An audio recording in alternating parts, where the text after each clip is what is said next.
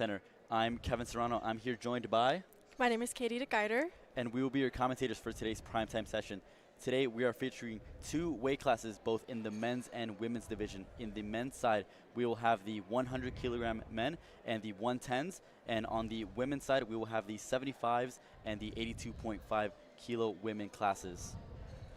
We will be taking you guys through the action, the play-by-play and live stream commentary, and we'll be kind of talking a little bit more about the story development and also show you guys some interviews, some warm-up room camera feed, and just overall talk to you guys about what will be going on today in tonight's primetime session.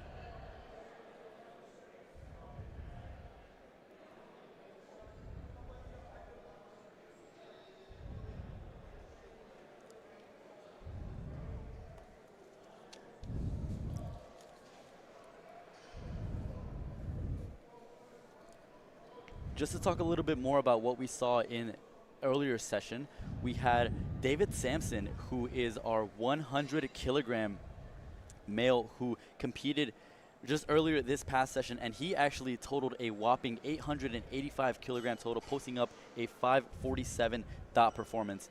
And based off of the forecasted placings, his 885 kilogram total is actually more than all the four lifters who are seated here in primetime. We have Darvis Brunch, Joshua Hall, Lorenzo Wright, and Kai Zhao, all seated below David Sampson's 885. So now it is David Sampson who will be watching us from the spectators, and it's his to lose because he is currently sitting in the lead. Katie, would you like to introduce our first topic for the women's division? Yeah, so today we'll be having the 75 kilo and the 82.5 kilo women compete. One of our big battles that we're going to be watching and following tonight is going to be Margaret versus Audrey. So currently Margaret is seated first, and she came into this competition seated first, but Audrey Miller has had some very promising training recently that we've been following online. It's be a really close battle today. Margaret is currently forecasted in first, but Audrey Miller is not too far behind. Only 25 kilos behind off of openers, so it's really just going to come down to how their attempts play out today. Absolutely, and like Katie said, I mean, this session is really going to be a toss-up when it comes to the attempt selection. Every single attempt is going to be critical, and all these lifters are going to have a lot of chips on their shoulder for making these attempts. And now moving over to the women's 75 kilo open division, we have Olivia Villela, who is currently leading the pack with a 472 forecasted total, but she will not be just cruising her way into that championship title. She has Rachel Karam, Mary Happ, and Whitney Borner, who will all be pressuring her and will be battling for that top three positions. There's plenty of lifting that will be taking place tonight. And transitioning over to the 110s, we have the 110 kilogram division, and one of the topics of conversation is the possibility of the 100 kilogram lifters potentially out-totaling the 110 champion. As mentioned, we have David Sampson, who totaled 885, and he will be essentially in the running for best overall lifter, depending on how things shake up later today. But in the 110s, we currently have Lawrence Jones battling it out with Baxton Large, and they will be looking to put up and beat what was previously hit earlier this session. We have Curtis Farmer and Braden Niles, who currently lead and were lifters that competed in the prior session. So it's going to be a very exciting session of lifting tonight, and we're just really, really looking forward to talking to you guys about what will be going on tonight's session during prime time.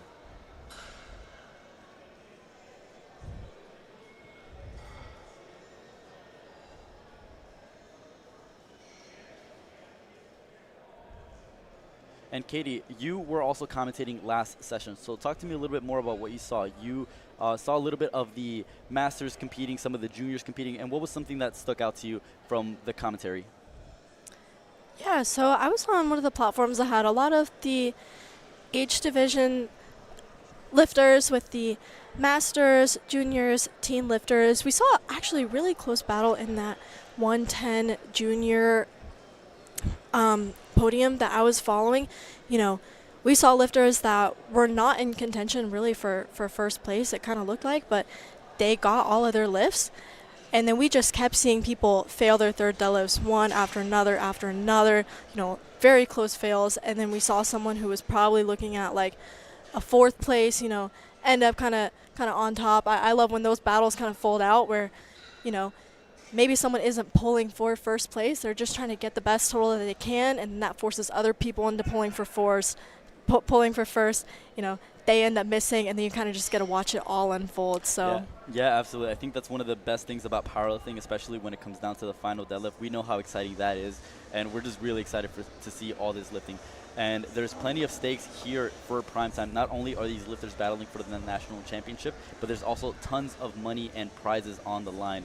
Not only that, but they will also receive an invitation to the IDFPA World Championship, which will be held in South Korea later this December. All the top 3 athletes in each open division will receive a first-round invite, and invites will then trickle down based off of lifters accepting their invite or declining. So there's a lot of lifters at stake here, and there are plenty of lifters who are in the running, not only from the lifters competing here in Primetime, but the lifters also who competed in the regular session who might have an opportunity to battle for that top 3 podium position.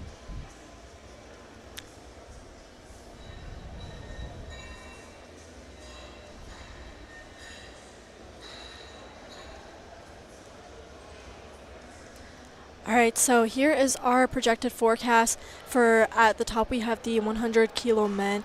We have Darius at the top with an 867.5 total, followed by Joshua Hall. Same total there, so that will be very interesting to watch fall out.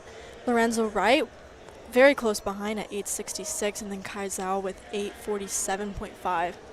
And again, as a reminder, these aren't necessarily the forecasted placements for today. These are the nominations. This is what these lifters came in with and was their previous best performance. So we're likely expecting for all these lifts to be broken, all of these records, to essentially these PRs for these lifters, if you will, to be exceeded tonight. Over in the 110s, we have George Obaseki, who has a nominated 867.5 kilo, followed by Lawrence Jones at 863, Baxton Large at 850, and then following up in fourth, we have Philip Posley. Then we have Khalil Zaki, Justin Cooper, Antonio Tran, and Lance London, who will be rounding out that flight for the men. These are all the men competing in today's session, and we are just super excited to see them blow past these nominated performances.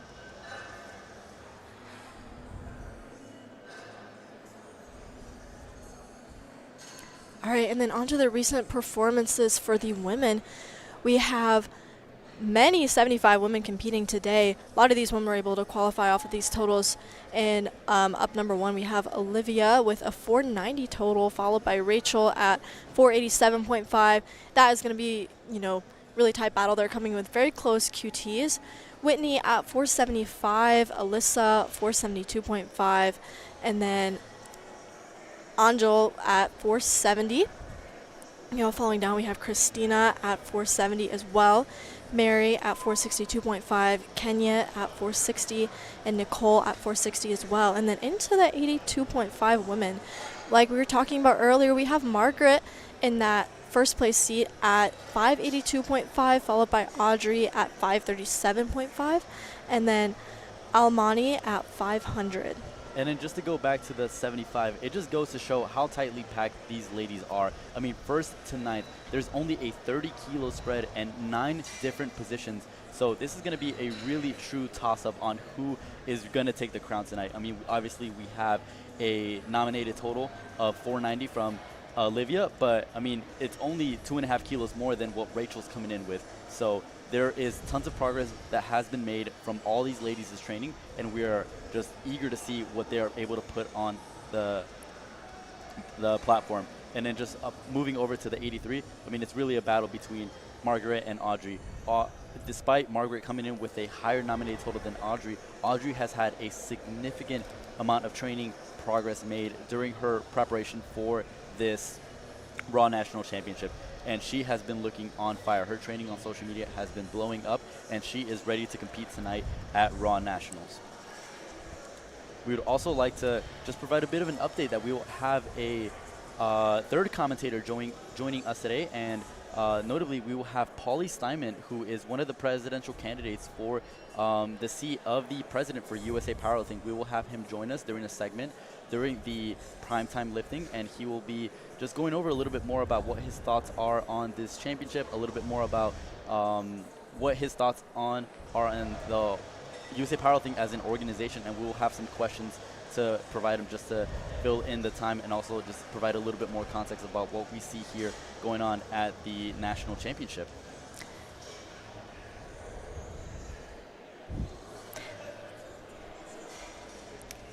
Yes, I am very excited personally to get to talk to someone who is in that presidential position, you know, hearing about their thoughts not only on this competition, but just about USAPL, the future that they could see this federation going into, stuff like that. Very excited to hear about that, and especially excited for that vote that will be taking place at the NGB meeting on Monday following this competition. Yeah, and as we see some of the training footage here for the athletes warming up, I want to ask you, Katie, you had the opportunity to handle Reagan Lacey at one of the primetime sessions, and I just want to pick your brain a little bit more about what's your mindset and thought process of handling somebody at such an elite level in a scenario like this in primetime. Yeah, I think there's a couple different ways you can really go about handling somebody. You can be really aggressive, like really studying really studying all of your competition and trying to put in a bunch of plays to kind of beat them out. Reagan and I really went into it with the mindset of, you know, we just want to hit the best total that she can, and we were slowly chipping away at her total. We were really going head to head with Vicky in the 56s. You know, hit a squat 2.5 PR, bench 2.5 PR. It would have been really tempting to go for a deadlift 2.5 PR because that might have set us up better to potentially pull into that, second place, but went with just what she knew she had, and if that ended up being third place, it was okay. But she ended up finishing second because we just loaded what was there, went 9 for 9, got a total PR.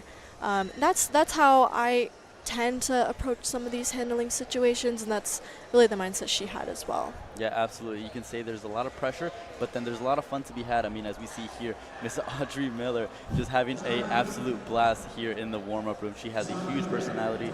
I mean, just known on social media, she is a favorite to watch. She will put on a show.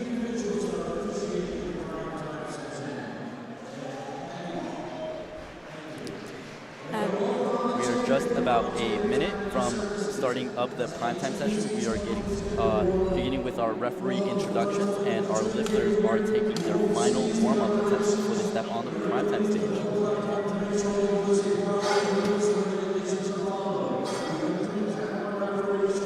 And here we have our head announcer and announcer here, Gino Cherry, Vice President of USA Powerlifting, Dane Roach. He's the Dane train. He's a coach. He is a technical committee member. He is a state chair for Michigan, and he's also on the technical committee, and he has also been a technical secretary. He wears a lot of hats. He'll be on the jury table. Dane Roach out of Michigan. And also, she's, ladies and gentlemen, owns South Brooklyn Weightlifting Club. Where? South Brooklyn in New York. She's a Cat 1 international referee. She'll be working the jury table. One of the best referees out there. Ladies and gentlemen, big round of applause for Rebecca Steinman. And we have, ladies and gentlemen, national record holder. She's a Cat 2 national referee. She used to live in, I can't keep up. Every time I talk to her, she's in a different state. Where are you now? Pennsylvania? Same state 2 years ago. Pennsylvania. Ladies and gentlemen, Cat 2 international referee and a hell of a deadlifter. Big round of applause for Alyssa Havison. Ladies and gentlemen, she lifted yesterday. She's chief referee today. She does it all. She's one of the biggest volunteers in this organization. Ladies and gentlemen, she hails from Ohio. Big round of applause for Robin Schell. And all the way from Virginia, personal friend of mine. Ladies and gentlemen, he lifted yesterday and medaled. He was up on the podium. He's giving back and volunteering today. Big round of applause to a real good guy, Al Matagrano. And this is Tony. very good friend of mine from Palm Bay, Florida. Ladies and gentlemen, a big round of applause. Thank you for your military service, Johnny. Thank you for your military service. Thank you for your military service, Tony. Palm Bay, Florida, my good friend, Mr. Tony Lee, Sr. And before you guys sit, how about a big round of applause to the Minnesota.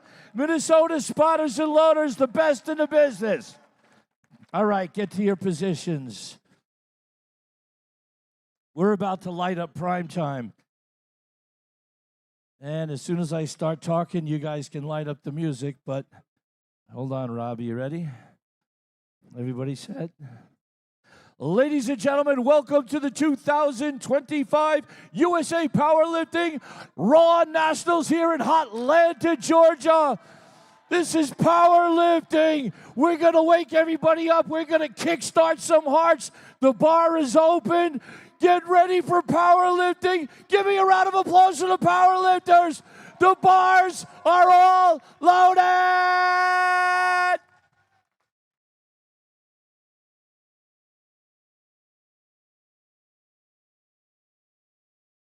We'll be taking our first lifter, who will be attempting 150 kilograms.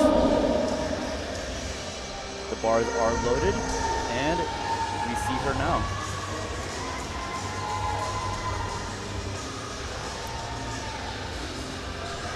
All right, and this is Kenya Carter coming out, getting ready for her first squat attempt.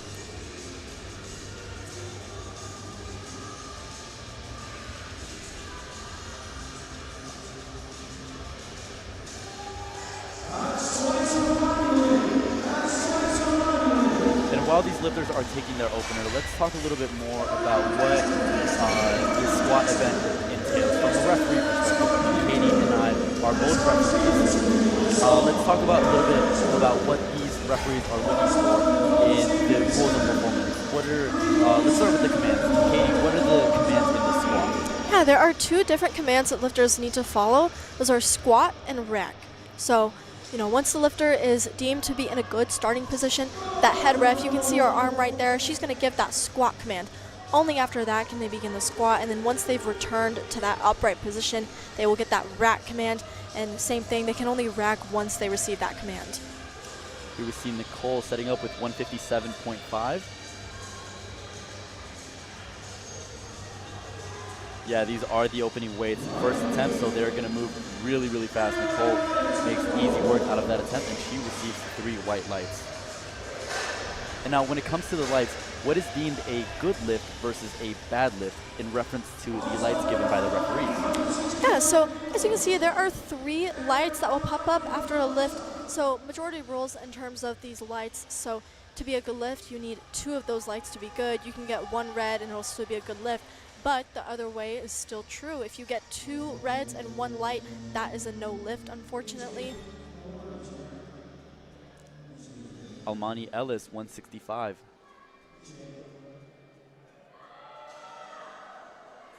And I'm going to be honest, that looked a bit tougher for an opener. She gets her 3 whites, but you wonder if that might have been just her losing a little bit of tightness. You could see that she just got a little bit too deep on that squat. Yeah, I feel like you never really know what's going on into that opening squat. There's a lot of nerves, and so you can always come back looking stronger even after more weight is added for that second attempt. Alyssa Sias up next, 167.5.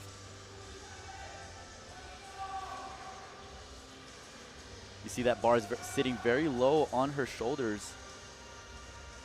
Very low bar position for her, but able to stand up with it. Let's see what the referees say. She had a bit of a tough time unracking that. Unfortunately, she will be credited with a no lift.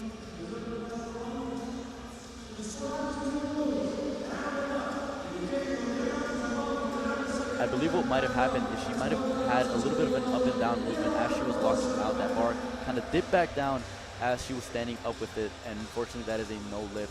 Once that bar begins its ascend, that bar can no longer come back down. It can only move in one continuous motion at a time.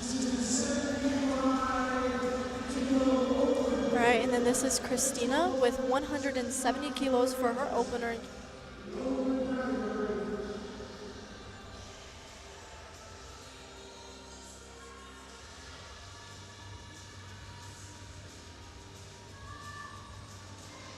Very easy work out of that opener. She receives 3 white lights. Whitney is up next, also taking 170 kilos. And it just goes back to that storyline that we were talking about earlier. These 75-kilo women are all really tightly packed together when it comes to the total. A lot of these girls are lifting in the similar weight ranges, so there is so much that can happen as these opening attempts are just finishing out.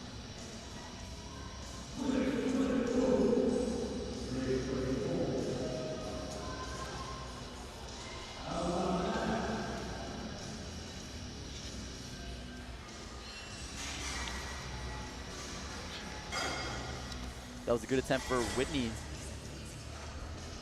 And now, Kevin, we haven't seen any misses on depth yet, but what does squatting to depth actually entail, and how do you know if it's a good lift or not? Absolutely. One of the main things that the referees are looking for is for these lifters to squat to depth. And what does depth mean? Depth means that the lifter's hip crease has to go below the top surface of the knee. That is one of the most common misses for the squat. And we haven't seen any yet, thankfully, and hopefully we don't see any, but that is a common cause for disqualification. It is essentially just not squatting low enough. Angel Wang up next, 175. We're getting really close to that 400-pound mark, and she blows 175 out of the water. Zero signs of struggle there, and she receives 3 white lights. And we're seeing some very clean squats so far. Not too many that are looking close on depth at all, which is always a really good sign. I think 3 white lights is definitely an indicator for the lifter and the coach that they're doing something right.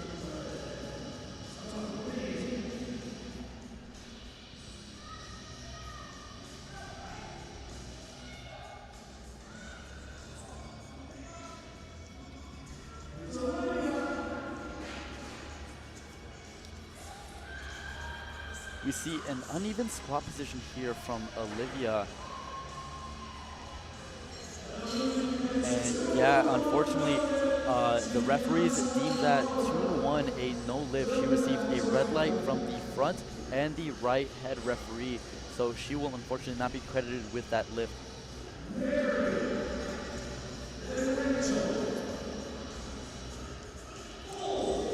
And when it comes to handling a lifter, what is some of the conversations that you might have when a lifter misses an opener like that, right? It definitely isn't a strength issue, but they didn't hit depth on that first one. So what might you do when it comes to the second attempt?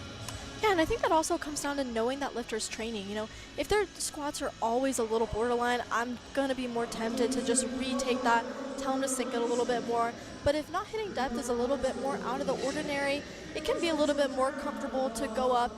Maybe not that planned second, but, you know, figuring out if they were in their head, something threw them off, what exactly caused them to not hit depth.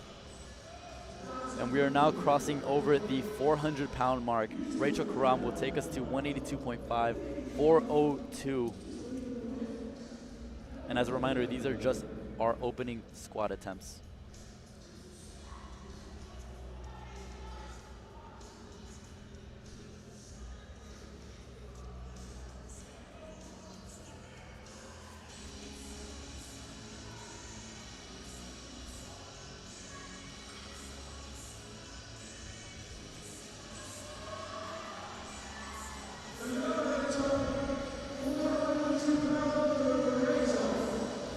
Unfortunately, that is a no lift for Rachel. Same thing, 2-1 no lift with 2 of those calls being on depth. So she just needs to sink that a little bit lower on that second attempt. And we have our 82.5 kilo lifter, Ms. Audrey Miller. She is ready to fight. Opening up with 205.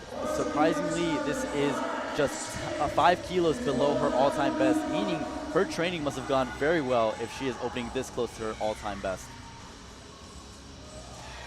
Wow, I would say that we're going to be seeing some PRs from her based on how fast that moved.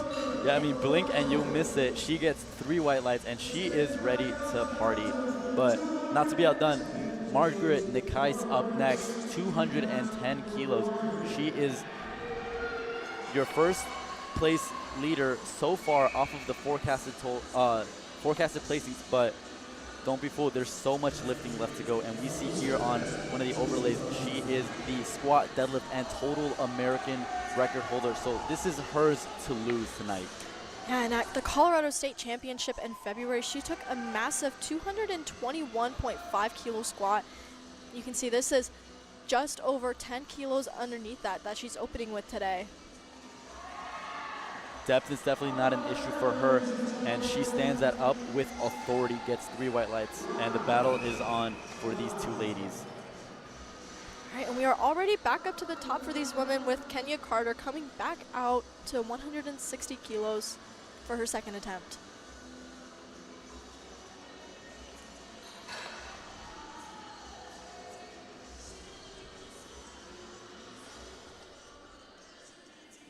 And then when it comes to the squat, personally, as a handler, right, this isn't the spot to start chasing or start taking risky attempts. The squats are really about building the total. It is about squeezing as much out of the lifter as you can without tipping over and risking a miss. For a lot of these lifters, it's going to come down to the last deadlift. So stacking on as much to the total is going to be critical. Kenya Carter, And 160 kilos. This is actually Kenya's meet PR match. We'll see what the refs say on that. Had a bit of an odd sticking point in the middle of the lift. But the lift is good. She receives 3 white lights on that. We have a good angle there to see the depth for the lifters.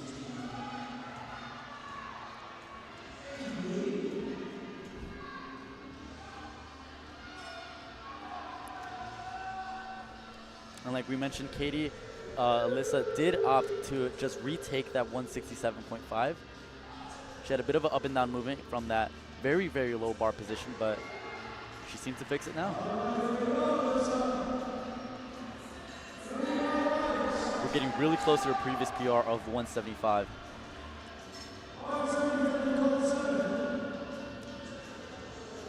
And it looks like she figured out whatever nerves or could have caused that. She figured that out and will most likely be taking that bigger jump to make up for some of that weight she probably missed out on by retaking that first attempt. And Nicole is coming really close to her all-time best of 175. She took a massive 12.5 kilo jump. Let's see how 170 moves for her. Oh.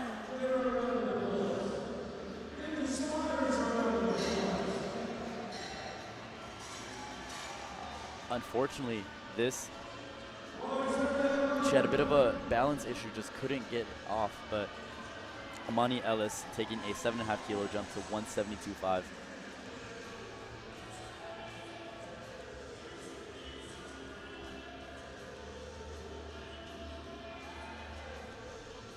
Here we got a shot of our referee. Another very hard second attempt. But this is only 2.5 under her meet best. We'll see if she's able to squeeze out any more after that to her squat.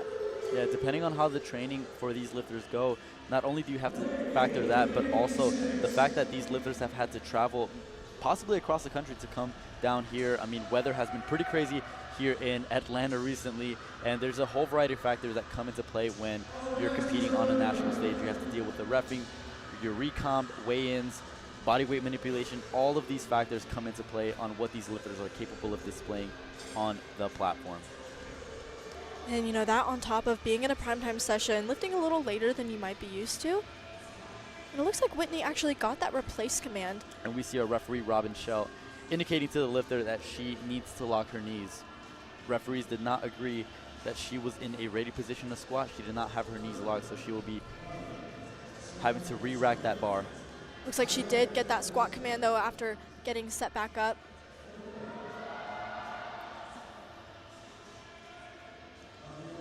And that's going to take a little bit out of you, right? Having to walk out that lift, hold it for 5 seconds, getting that rack command, having to re-rack that, and then unracking that weight again. It is going to take a toll on your body. And when you're lifting loads like these, I mean, that's something that might happen, right? So in this case, you might just have to retake it.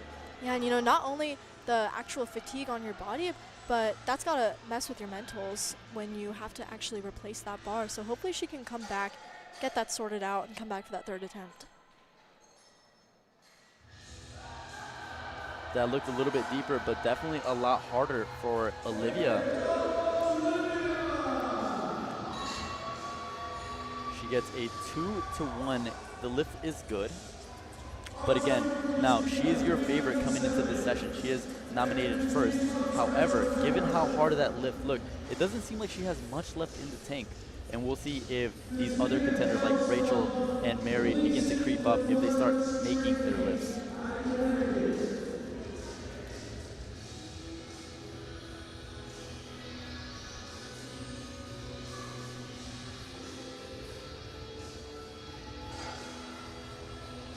Yeah, and Christina Langar very successful in that 180.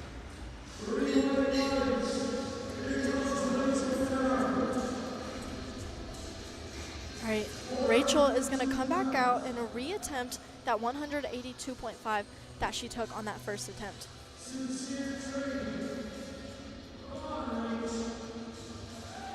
Yeah, as you see here, Rachel may cross the 500 kilo total and the 500 dots at this meet. Those are both huge milestone markers for lifters in this class. Not only is it just a remarkable total in this class, I mean in any weight class for the women's side, 500 kilo total is nothing to be afraid of or nothing to be shy of. That is a remarkable total.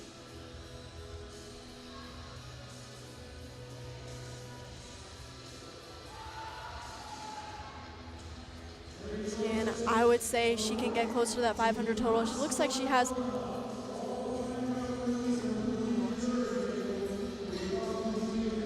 Unfortunately, that was a no lift again for her. 2 of those calls were on depth, and 1 of them was a blue card. Mary Habb crossing over the 400-pound mark. 182.5 is loaded for her.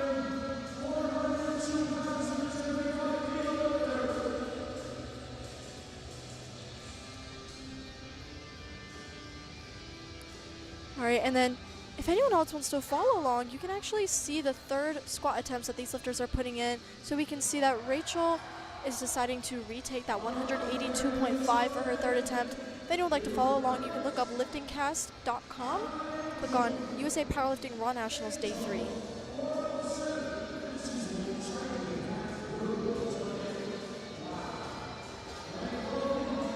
Angel taking an aggressive 10-kilo jump, really looking to cover ground here.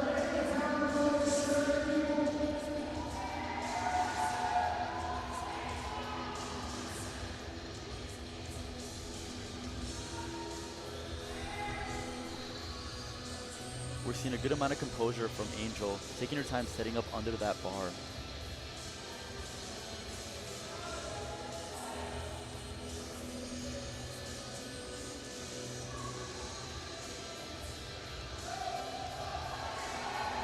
And there's like about 0 form breakdown there.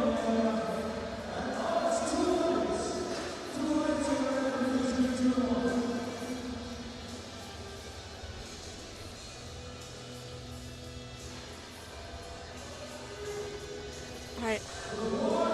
Audrey is getting hyped and ready for her 2nd attempt of 215 kilos. She's always gives a chest slam to that bar. She's always bringing this type of energy to her meet days, and she is such a fun lifter to watch because of that. So as we mentioned, Audrey Miller's best coming into this competition is 210, and she's about to attempt 215 for a 2nd. I don't know, that looks really fast to me. Let's see what the referees say. 3 white lights. She is ecstatic, and she is excited. Now, Margaret, her contender, is up next. She is the squat, deadlift, and total American record holder, and she is coming dangerously close to that right now. She is just a few kilos below that, and she will likely attempt that on the 3rd attempt. Let's see how this moves. 484 pounds. It looks like this is just 1.5 kilo under that American record that she set at that Colorado State Championship. Depth is good.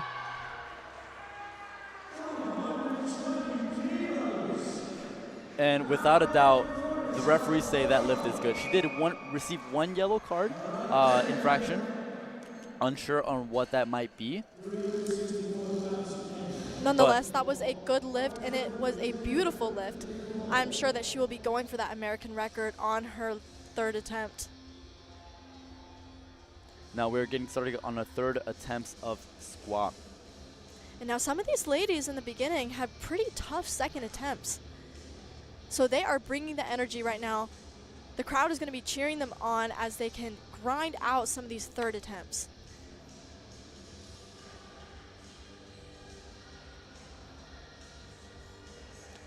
Kenya Carter getting set up for 165 kilos. This will be a 5 kilo meet PR for her.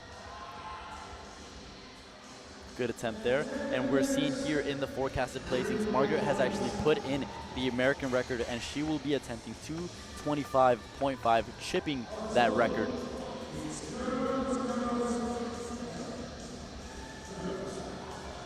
Nicole having a mishap a little bit on her second attempt, unable to get 170 up, and will be retaking that here on the third. All right, Gino and the crowd are getting loud for her right now.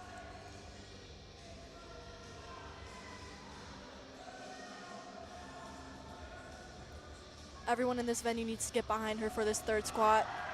That looked better.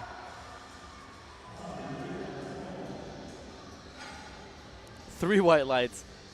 She's on the board, and she gets an additional 12.5 kilos added to her total.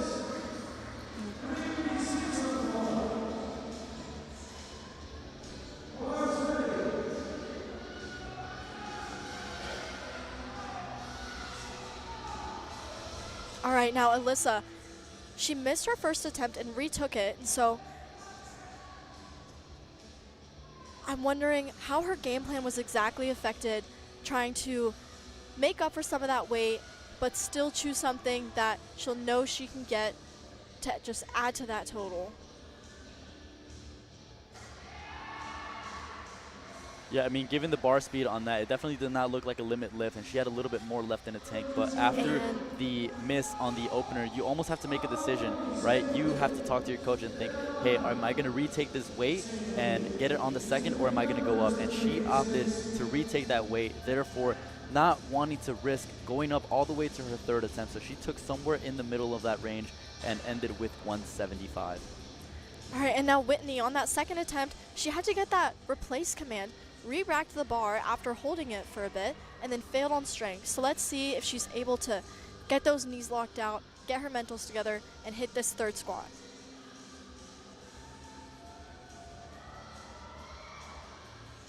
All right, she locks it out. We'll see what the refs say about that.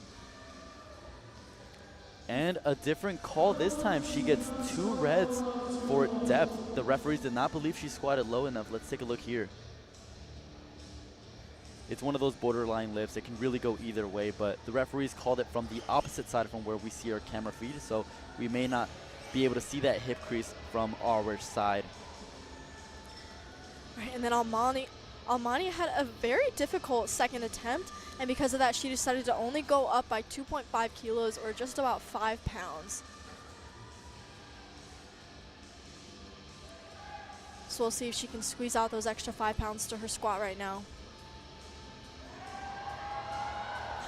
Unfortunately, not enough juice left in the tank there for Almani. However, it's still very impressive to see her on the Primetime stage. This is only her second national championship, and she is here competing in Atlanta, Georgia on the Primetime stage. Here we got Olivia, who is second ranked, 75 kilo total in 2025. She is one of the best in her class. All right, she had a pretty difficult second attempt. Her meet best that she came in here with is 197.5 on her squat. She opted to take 180.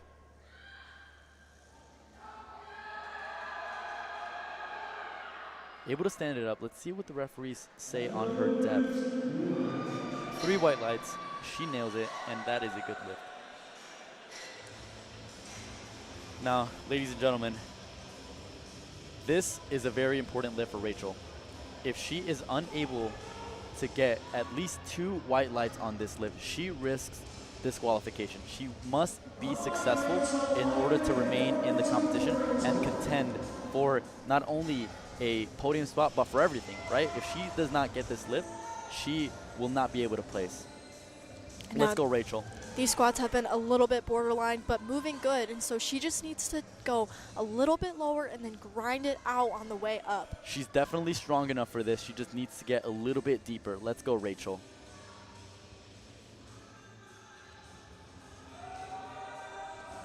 All right, she gets it up. We'll see what the refs say. Unfortunately, ladies and gentlemen, that is a no lift. 2-1.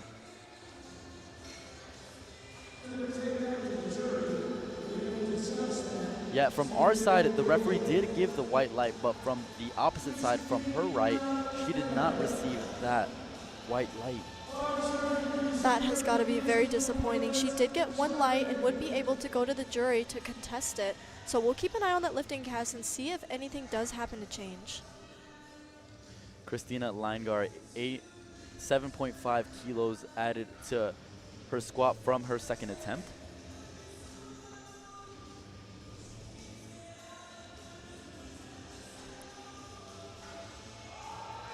Come on, Christina.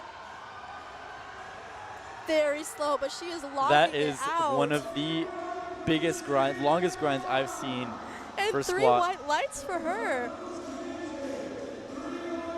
She looks in disbelief right there. Yeah, she is surprised herself on how she managed to get that weight up. Very impressive squat there for Christina. All right, now Mary Happ is coming out to 187.5 kilos.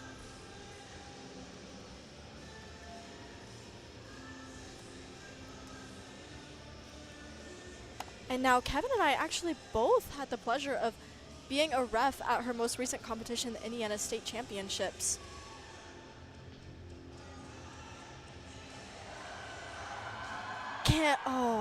Unfortunately not able to get it there, but however, she only loses out on 5 kilos, not a significant amount, and she is still currently forecasted in 6, so she is still a top contender for that podium spot.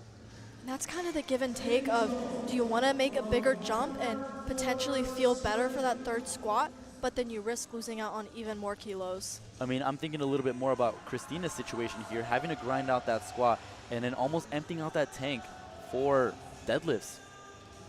Now Angel Wang up next, 2.5 kilo PR attempt.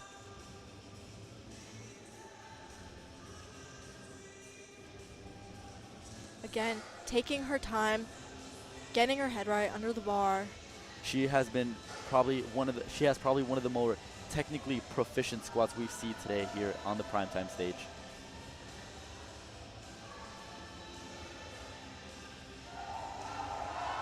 Come on. Yeah, and that is a beautiful squat for her there. 3 white lights, an undeniably good squat for her. And that is what it's going to have to take in order to win this national championship. I mean, Angel is one of these contenders that's looking from the outside in, so she'll need to go 3 for 3 if she wants to make a running for that top placement. All right, and now getting ready once again, Audrey Miller coming out to 220 kilos. She already set a meet PR on her second, and she's now looking to set another on her third. She's not looking for that American record, but she is going for a 10 kilo PR attempt. All right, come on, Audrey. She needs everyone in this venue yelling behind her. And that looked easy. Oh my locks goodness. it Let's see what the out. referees say. 3 white lights. And she is the happiest person in this room right now.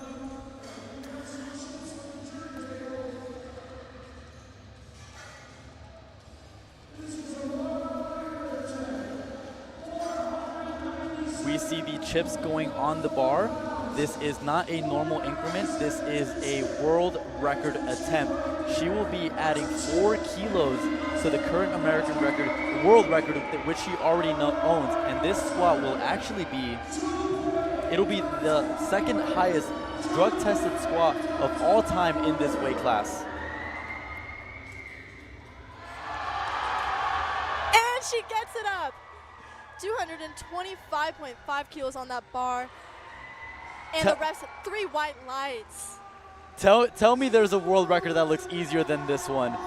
Margaret Nikais is yours that world record squat is truly something else. I mean, I've never seen a squat of that caliber move at that speed. And not only to be squatting a world record, but to move it that smoothly. Yeah, I mean, it is really hers to lose tonight. It looks like both her and Audrey are very happy with how squats have went. Yeah, I mean, the battle is on. They're both hitting, and they're both going 3 for 3, walking away with PRs on both of their lifts. All right, now that we've wrapped up the women's squats, we're moving right into men's. Starting out with Antonio, he's opening up with 265 kilos. And as a reminder, we have both the 100 kilogram and 110 kilogram men competing in this second flight of lifters.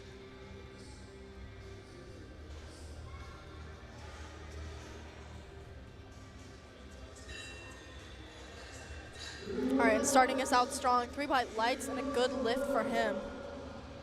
And just like that, we are actually coming close to the 600-pound mark.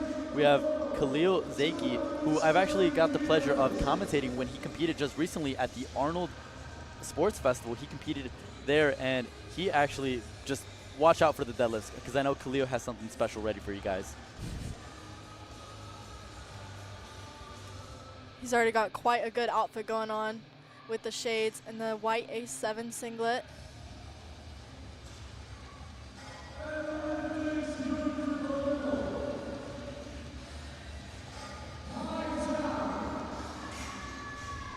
Yeah, I mean, he might be opening us up with these squats, but just wait till he goes onto the deadlift. He will be pulling something big. Kai Zhao now pushing us past into the 600-pound mark. 606 loaded on the bar for his opening attempt.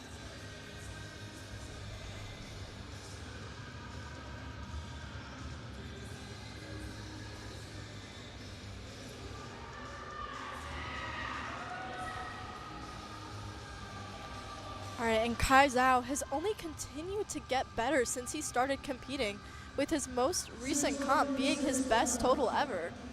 And once you've been competing for so long, that is very difficult to do, to improve yourself that consistently. So I'm sure he's looking to set yet another total PR at this meet.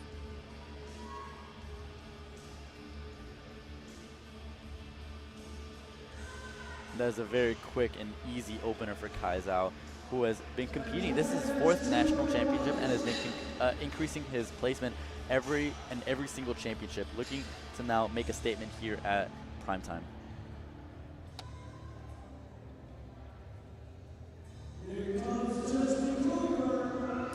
All right, Justin Cooper is coming out to the bar, 280 kilos for his opener.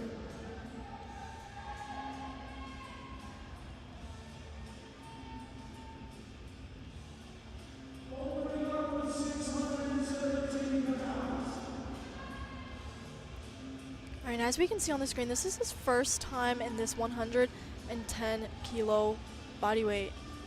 That's right. He's actually competed most recently at the Virginia Open State Championship, weighing in at 99 kilos, and he has now since moved up an entire weight class to the 110s. And I'm sure that extra body weight means that he will be putting on a show with some total PRs for us today.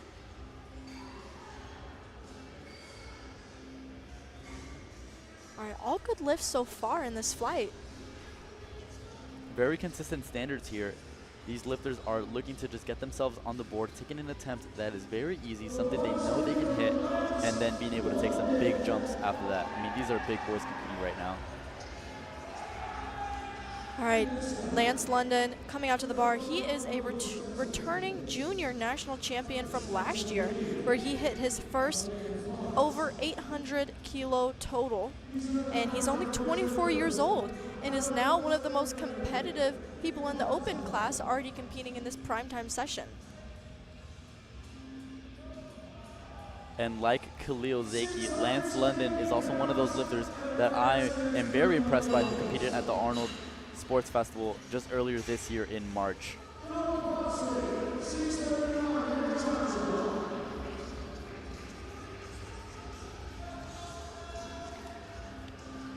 Philip Posley, he has never been to Raw Nationals before.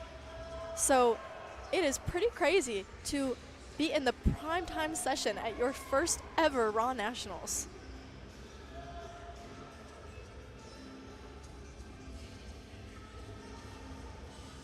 He does not look like he's any stranger to this game, though.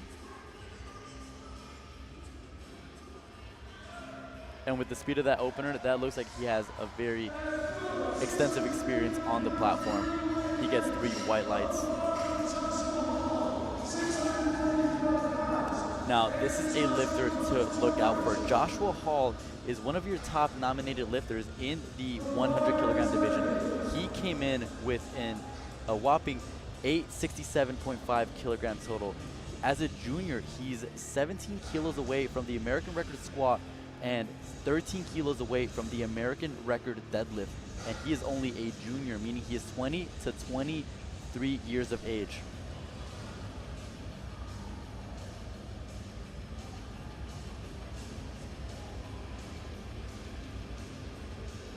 All right, and he was actually a collegiate national champion previously. I was able to actually watch him at that competition, and he put on an insane performance there. Looking like an opener should. Yeah, and Joshua Hall rocking that new A7, a new kit that was released by A7 just recently, and it's available here at the convention center. The A7's got a booth and is one of the great sponsors for USA Powerlifting. They sponsor a lot of great events, and they help these meets go.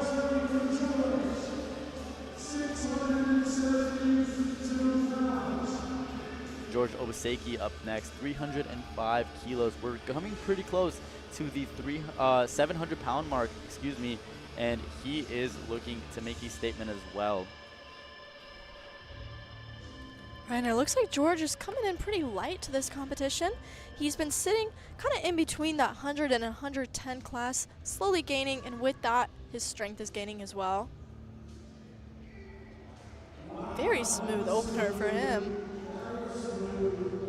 Absolutely, and like you mentioned, I mean, these weight class disparities, the jumps between some of these weight classes are over 22 pounds, right? Going from 100 to 110 kilos is not an easy bulk, so these lifters who are steadily gaining weight are also steadily gaining a lot of strength, and we're gonna see that strength on display now. All right, now, Braxton Large. He has only done 3 meets in the past. That is 9 squats, 9 benches, and 9 deadlifts, and he is already on this primetime stage here at Raw Nationals and smoking his opening squat attempts. Yeah, he came in with a PR of 330 kilos, but I don't think that's going to stand for after tonight. I mean, just based off of the speed on that opener, he might even take that for a second. Who knows?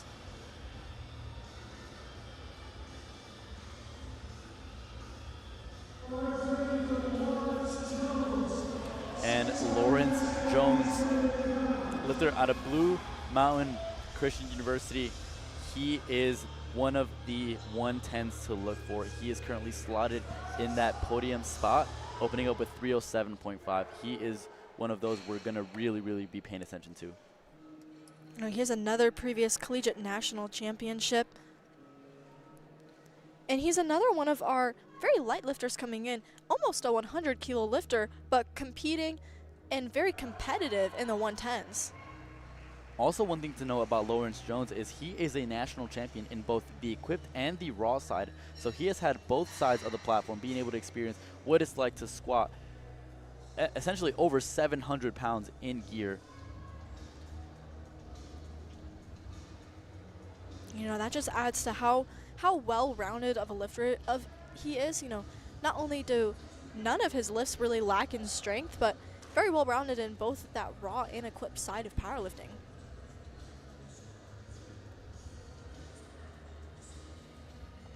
Bars loaded for Darius Bunch. 688 loaded on the bar, just shy of 700 pounds. Again, Darius is in the hunt, looking to battle against David Sampson, who competed in the earlier session, posting up an 885. Darius is currently forecasted with an 830 off of his openers, and he will be hawking down that total.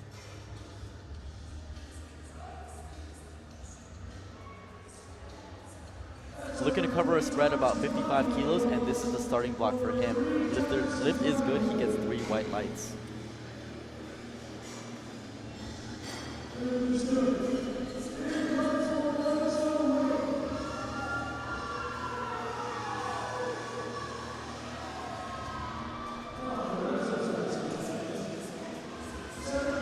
All right, coming out is Lorenzo Wright. He currently holds the American record squat of 348.5 kilos. This was set at the Pro Series Finals in December 2024. This was previously held by Ashton Rushka. And again, just hearing the name Ashton Rushka, I mean, that just goes to show the level and caliber of lifting that Lorenzo Wright brings to the platform.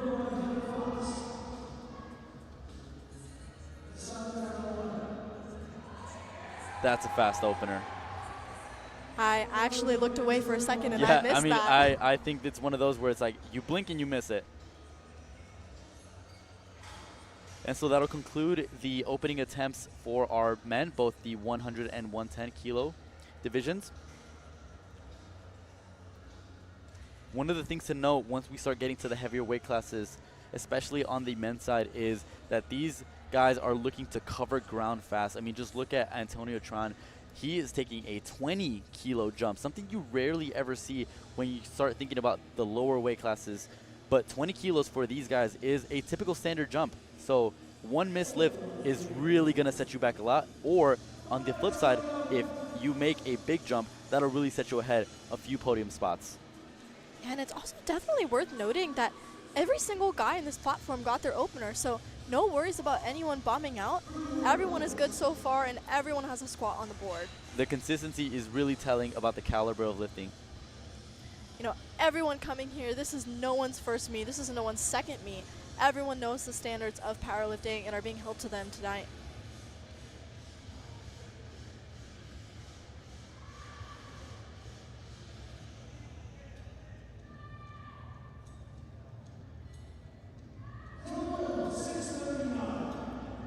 This is just 10 kilos below Khalil's all-time best of 300 kilos.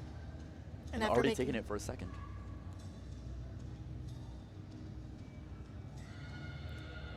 All right, after taking a 20 kilo jump to that second attempt, it's looking like he's going to be setting a squat PR tonight for his third.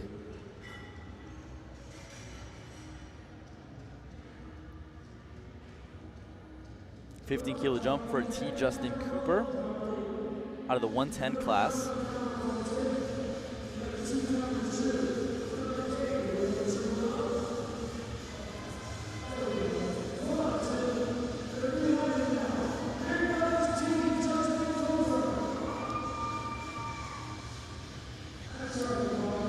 Justin Cooper is another previously 100 kilo athlete that is moving up to the 110s.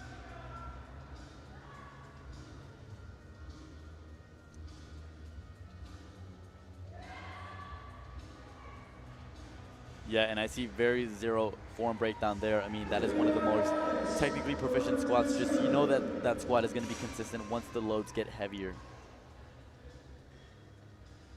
Kai Zhao up next, another 20 kilo jump. Seems to be like a pretty standard jump, either 15 or 20 kilos. Is kind of around the range we're expecting to see for these lifters.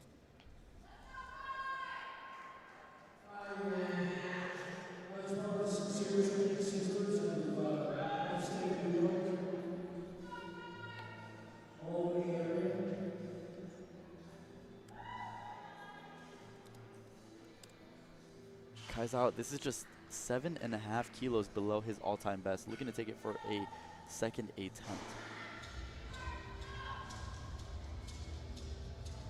A very tall lifter in this class. I mean, he is a 100 kilo lifter. All right, let's see how he moves the second attempt.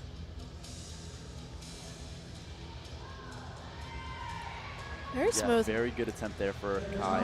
Let's see what the refs say. That was a 2-to-1, but it was a good lift. He got 2 white lights, 1 call on depth from the left referee. Yeah, I think that might have been one of the first few lights we've seen from the referees calling depth. I mean, all these lifters have been able to get down there and satisfy the referees for what their standards of depth is. I think that might have been the first squat where I caught that there might be a depth call. You know, all of these squats are looking pretty undeniably at depth.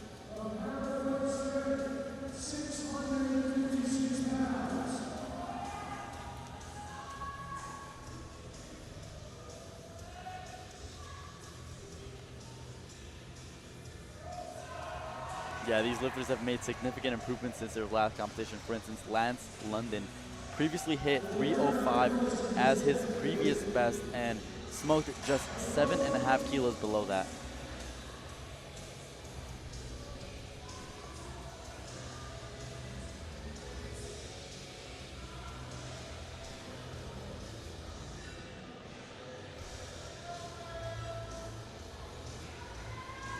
Here we have Philip Hosley up next, taking a 15 kilo jump, 305, just inching close towards that 700-pound barrier. All right, we are getting pretty close to his meet PR. His best is a 317.5 kilo squat, so it's looking like he might have a shot at attempting a PR for his third.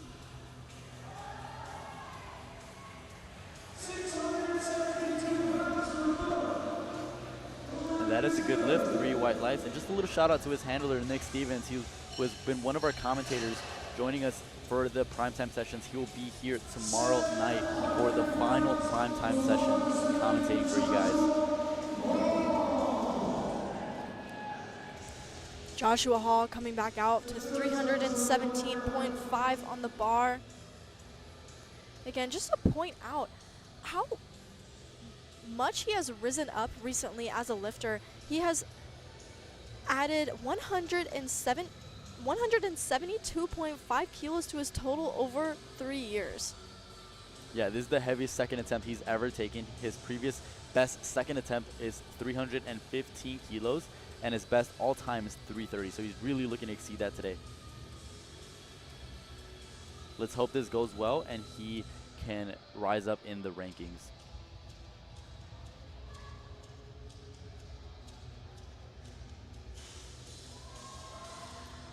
A little bit sticky coming out of that hole, but still a good squat nonetheless. But the referees give him 3 white lights, and that is all he needs to move on.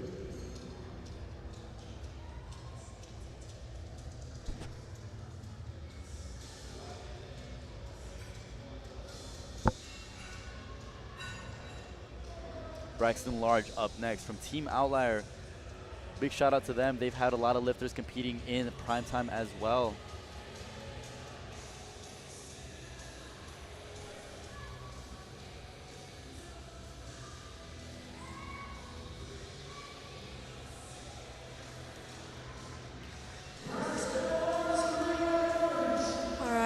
And for Braxton Large, that was only 7.5 under his personal best squat.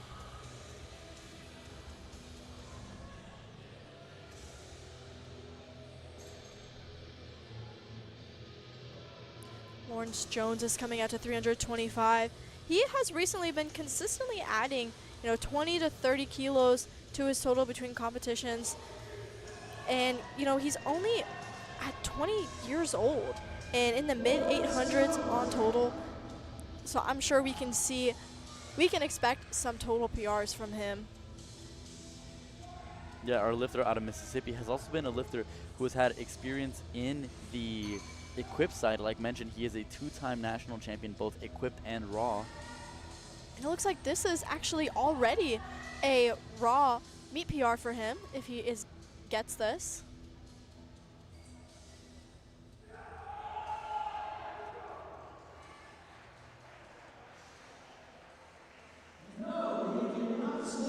Unfortunately, that is a no lift. The referees did not believe he squatted low enough. However, this is a second attempt, so he will have one more go at this. Let's look at this replay. I don't know, Katie. How does that look to you? That definitely looks borderline to me. I'm always one to trust that the refs are getting a better view than anyone else. They have seen hundreds and hundreds of squats. They know what depth looks like. That is a 2-to-1 call, so there's something that he can go and contest if he would like to. I mean, you and me both are all referees who have refereed at this level. So, I mean, we know what it looks like to adjudicate a lift. He'll have one more go at it, and now we have Darius Bunch up next, 332.5. That looked deep.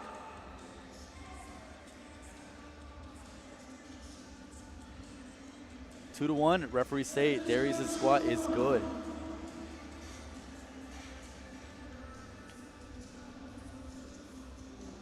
We got our second to last squat, George Obaseki for the 110 kilogram weight class. He is, we see here, a lower body specialist, a 337.5 nominated squat and a 367.5 nominated deadlift. This is just 2.5 kilos below his all-time best, and he is one of those lifters that is still filling out the weight class. So expect to see probably some big gains for him as he is continuing to rise up in body weight. You know, like you said, this squat and his deadlift are definitely his strong points. We can see him, he's going to be closing out some of these flights, but then he's going to be one of the first on bench, but he is moving that squat with no problem. That's a strong squat by George. A 30-kilo jump is not a problem for him, 2-1. Now, 1 red for depth, so we're starting to see some more borderline calls on depth here. And ladies and gentlemen, look at the weights loading on that bar. We see those chips coming on, and ladies and gentlemen, brace yourselves because this is about to be the 3rd heaviest squat in this weight class, drug tested of all time. All feds, he is looking to squat 349 kilos. This is 769 pounds for Lorenzo Wright.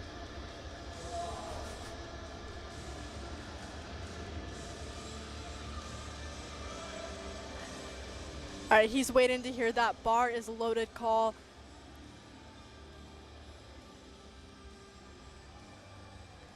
You know, especially with those chips, it's super important to make sure that that bar is loaded accurately. When these records come out, we need to make sure that everything is right. We have those international refs in the chairs ready to call this. Again, he is really making a name for himself here.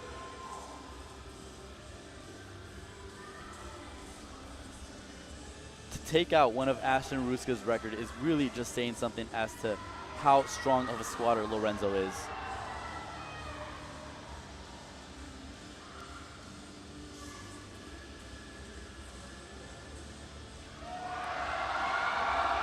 And oh my goodness, ladies and gentlemen, that squat was easy. That does not look like we just watched 3 American white record. lights. That is a new record for Lorenzo Wright. And If I had to guess, I think we're going to see that record fall again in his 3rd attempt. And I can't believe that he has one more attempt after that. Yeah, 3 white lights.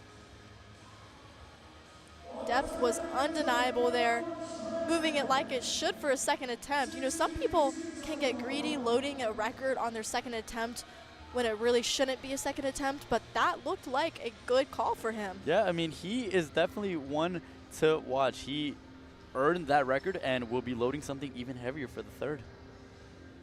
Once again, guys, if you want to follow along with what he's going to load for his 3rd attempt, go ahead and check out Lifting Cast. Look at USAPL Raw Nationals Day 3.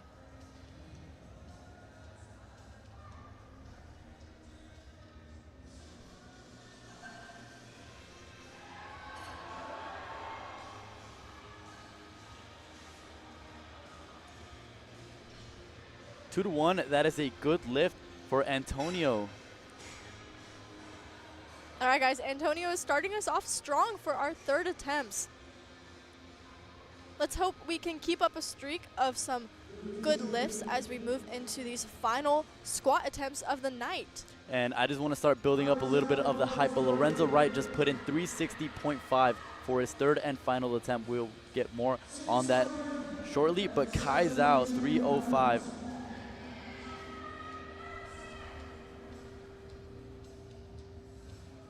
All right, he is taking his time getting under that bar. This will be a 2.5 kilo PR attempt for Kai Zhao. You know, making a 10 kilo jump like that, every kilo is seriously going to count towards your total in a meet like this.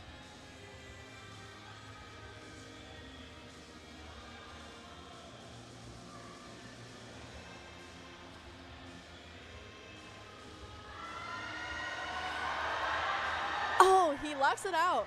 And that's a very deserving squat if he doesn't get that. 3 white lights. The referees all agree that lift was good, and I can't say anything more about that. That was a beautiful attempt. Depth was very plenty clearly there. deep. So convincing. You can't argue that. Almost looks like he didn't have it, but he pushed through. I think that's one of the really crazy things about these primetime squatters. They have so much experience, able to push themselves past those sticking points. And they really know their limits as well, you know. Being able to choose a squat like that you can perfectly grind out, where if he even loaded 2.5 heavier, it might not have been there. I mean, we haven't seen any real misses here for the men's side. I mean, we've only had 1 miss on depth, and that has been about it. These guys have been pretty consistent.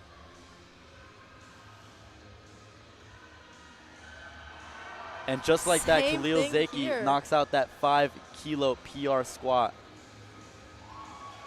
3 white lights for him. We're Yeah, on and a he good is streak. ready. He is ready.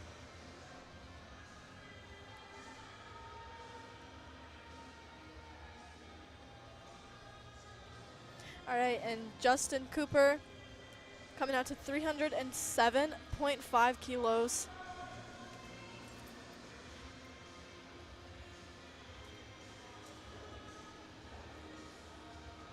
You know, I want to point out that total he came in with with 835 kilos, he hit that at a 100 kilo lifter, which would rank him very well. And so after moving up, he is ready to battle these 110s. And talk about a perfect attempt selection there. I think it's really something to watch for, especially with these heavier lifters squatting these big weights. I mean, you really don't want to empty out the tank when you have a big deadlift coming up. And we see here some comments. Let's go, Khalil. We have our supporters cheering us on. And for those of you tuning in on the live stream, feel free to chat with us. Feel free to send us any comments and let us know who you guys are cheering on for.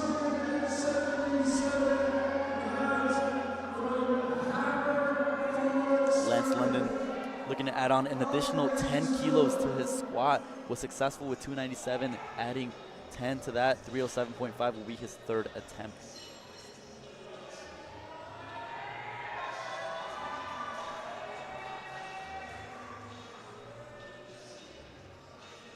All right, come on, Lance.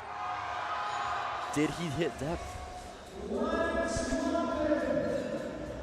The refs say 3 He white lights. did. That is a good lift.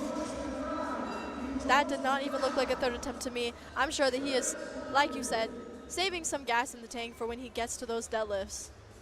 I see it in his Compti. Shout out Hammer Forge Strength. We got Philip Posley up next, 320 kilos. Yeah, absolutely. We see our comments here. These are some big time squats. 320, just over 700 pounds.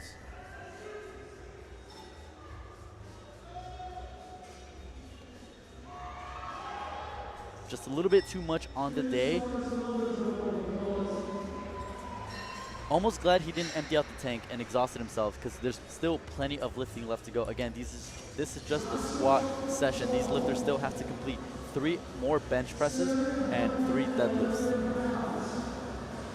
You know, that's something that lifters need to take in consideration as well. You know, if you feel like that squat could be a very hard grind, do you let it go, or do you potentially risk losing some strength towards deadlifts? Yeah, I mean, I think if I'm thrown out of position and I'm just not getting that squat, there's no point in trying to grind a lift that's not going to be any good. Joshua Hall is getting set up for 322.5 kilos. Only taking a 5 kilo jump, which I'm fairly surprised after that big jump from 1st to 2nd, but really it's about adding as much to the total. He is really trying to win that podium spot and even potentially a shot at 1st. Oh. Looks And again, like yeah, like we talked about earlier, he only loses out on 5 kilos, so not a significant amount lost on the total, but you think about the energy he might have wasted from taking that attempt. yeah. You know, looks like he probably had a feeling that his squats weren't feeling 100% on right now, but I'm sure he can recoup after that, go into bench and deads. Yeah, talk about risk. Lawrence, despite missing the 2nd, still opted out to go up just an additional 5 kilos. Got called on depth. Look, he had a talk with his coach, said, hey, coach, I got 5 more in me. I can bury this one. Loaded up for the 3rd, and here it is. And, you know, sometimes it's a matter of if you can squat 325 to death, you might as well do 330 as well for some of these guys. I mean, he's an equipped national champion. He knows what heavy squats feel on his back. All he needs is to just get a little deeper this time around. All right. Can he do this? Get that extra weight towards his total. Oh. It looks like he might have spent a little bit extra time in the bottom trying to get to that depth. Yeah, I think they might go to the jury. I feel like the spotters and loaders kind of grabbed that bar a little bit too prematurely. Yeah, that right side. He had a bit of a bobble at the, yeah, I see Johnny Graham going over to the scoring table and notifying the scoring table that he will be getting a relift. So Lawrence Jones will be going at the end of the round and will be retaking 330 kilos.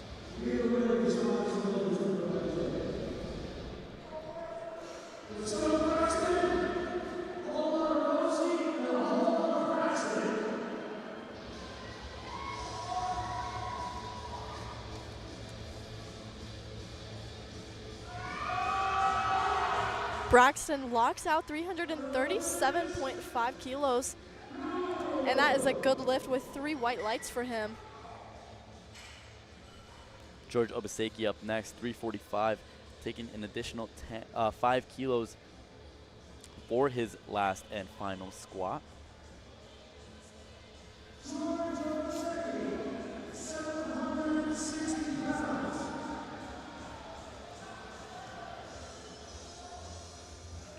Coming into this competition, George came in with a 337.5 kilo squat. He's looking to add a 7.5 to that.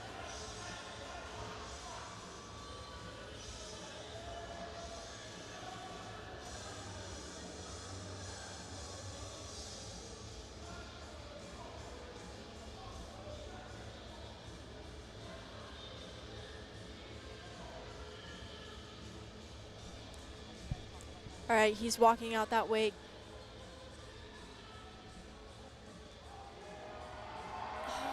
Oh, a little bit too heavy for him today. Looks like he's still got good attitude about it. Gonna come back for bench. Yeah, I think that's what it's all about. At the end of the day, these guys are looking to have fun and lay it all out on the platform. This is Primetime, and Primetime should be fun.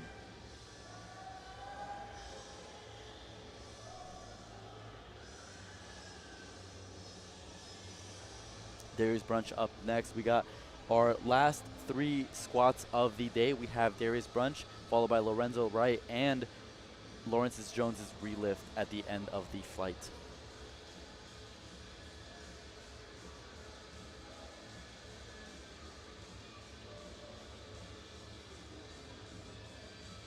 All right, 347.5 kilos is on his back right now.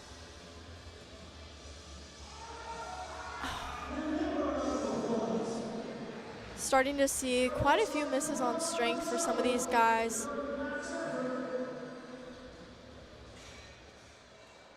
And ladies and gentlemen, the chips are going on the bar again. Lorenzo Wright has elected to go 360.5 kilos. This is a world record attempt for Lorenzo Wright. This is 3.6 times his body weight.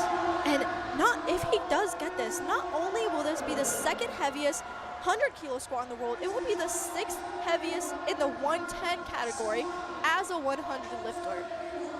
Gino and the crowd here are loud for him right now. I mean, he is out squatting everyone at this competition. He is looking to battle with the big dogs that are competing later tomorrow. I mean, he's going to be up there when we're looking over the rankings overall. As a 100 kilo lifter, nonetheless a light 100 kilo lifter.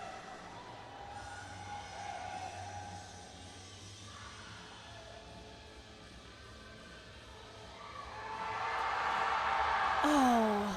Just a little bit too much on the day, but he still walks away with this 349 American record attempt, so he still walks away with something to take home with him. All right, the bar is getting decreased in weight right now, getting set back up for Lawrence Jones. The jury table decided to give him a relift because the spotters did grab the bar from him a little bit early. So same thing as before. He missed his second attempt on depth and decided to still go up by 5 kilos just to try and add as much as he can to that total. A risky move, but it is the move he decided to take. Yeah, and earlier we got a shot of our jury, but just to talk a little bit more about what the jury's role in this competition, they're just overseeing the lifters, making sure all rules are being followed on the platform. And here we have Lawrence Jones getting set up, taking his time.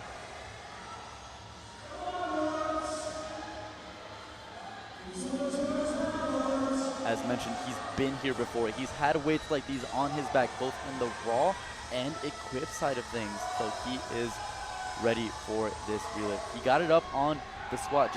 Spotters just grabbed it a little early. Let's go, Lawrence. And it's got to have been fatiguing to have almost failed that earlier, but he's got this one more chance at it. Come on, Lawrence.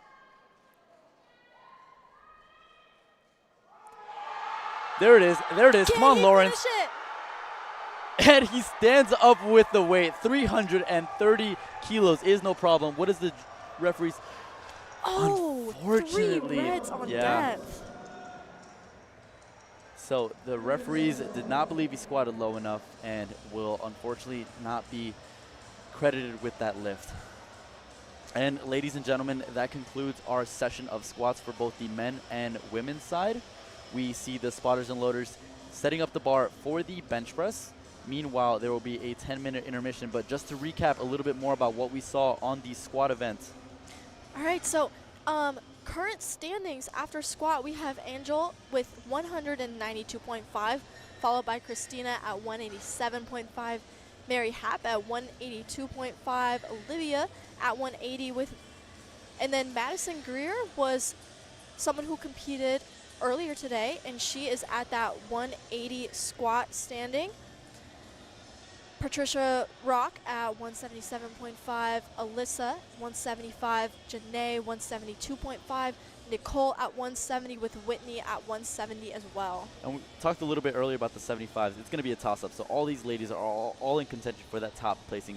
Moving over to the women's 82.5, Margaret. It was the Margaret and Audrey show, right? They both squatted PRs, and they both ended up with just pushing 500 pounds on the squat. I mean, Margaret was able to claim that world record squat that she was previous holder of, so she bumped it up by 4 kilos and ended up with 225.5 kilos. Audrey Miller ended her day with 220 kilos, and our last primetime lifter was Miss Almani Ellis, who ended up her day with 172.5. Moving over to the men's division, we have Lorenzo Wright, who squatted that American record in 349. We had David Sampson, who competed earlier in the second session, squatting a remarkable 335, and then closing out that third place, we have Darius Bunch, who squatted here in primetime 332.5. Joshua Hall, Lachlan, Ireland, and all these other lifters are all closing in on these over 300 kilo squat attempts. Fast forward to the 110 kilo division. We have Baxton Large, 337.5, followed by George Obaseki, 335, and then Joffrey Perez, who competed earlier and squatted 335 kilos as well. We see so many great squats coming to us from the 100 and the 100 kilo division. And there you have it, folks. That is the recap for these squats. We will be taking a 10-minute intermission, and we will be now taking it over to Daniel Kim and Margaret, who will have an interview for you guys.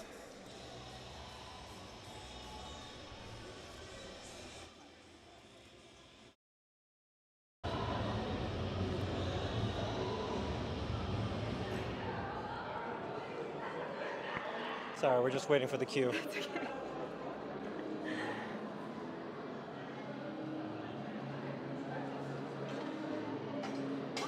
All right, hello, Margaret. Well, first of all, I want to congratulate you on your squats so far. Those looked amazing. But I do want to ask, what was your game plan coming in for squats today? Well, I really wanted to hit over 500.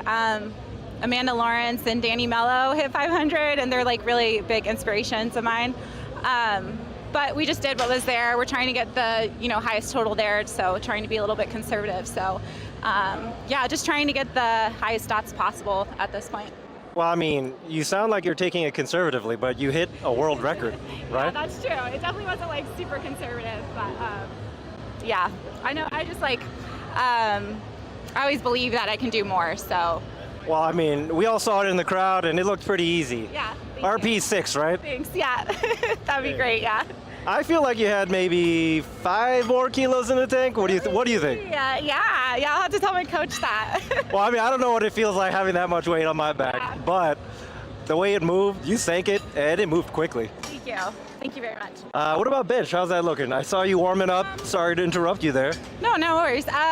Bench is not my strong suit, so I'm more of a deadlifter and a squatter, but yeah, just gonna try to bench as much as I can today. So yeah, I mean, just add to the subtotal, right? Yeah, exactly. All about the total, all about the dots. So. And what about deadlift? Any numbers in mind? Yes, but I will not say. Oh yeah, well that makes sense. To be a little secretive. Yeah. I like it. But yeah, we'll see how that goes. Just trying to get what's there for today. Well, we're all rooting for you at home. I'm sure you're probably going to dominate. I hope you do. Yeah. Best of luck to you, and I'll be cheering for you all the way to that final pull. Thank you so much. I appreciate it. Good luck. All right.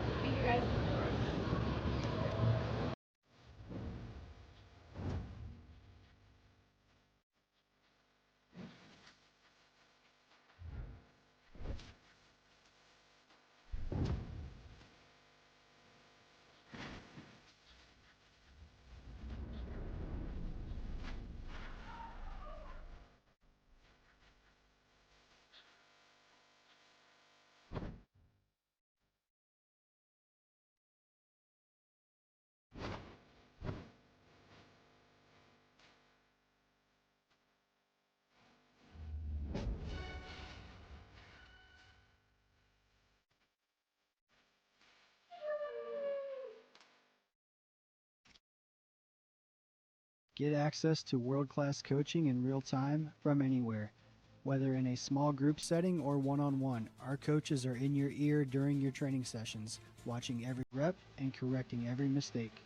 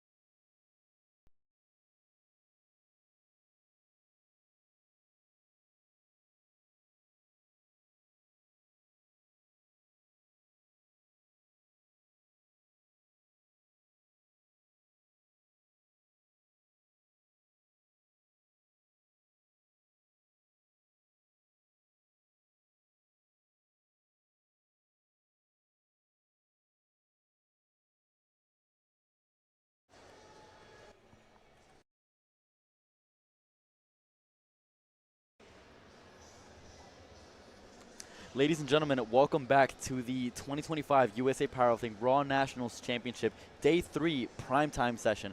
I'm Kevin Serrano. I'm here joined by Paulie Steinman.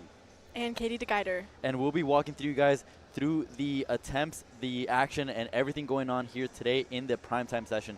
We have just concluded our squatting, and we are now getting started with our bench press attempts. We have both men and women competing tonight. We have the 75 kilo women and the 82.5 kilo divisions, and on the men's side we have the 100 kilo men and the 110s. We saw some amazing squatting on both squats, and we saw some incredible lifting on all ends. And we are now here joined by Paulie Steinman, and just to let him take it away with a little bit of an introduction about himself. Hey guys, so Paulie Steinman, been involved with USA Powerlifting for a long time now. Member of the executive committee, category 1 referee. I've been on jury for many of the sessions this,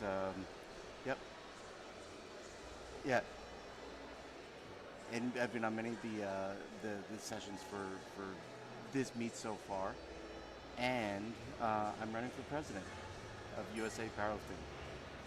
Yeah, I think it's very exciting to have one of the presidential candidates for USA Powerlifting join us today. I mean, there's so much knowledge and experience that he will share with us today. I mean, we will all three be commentating during this bench press session.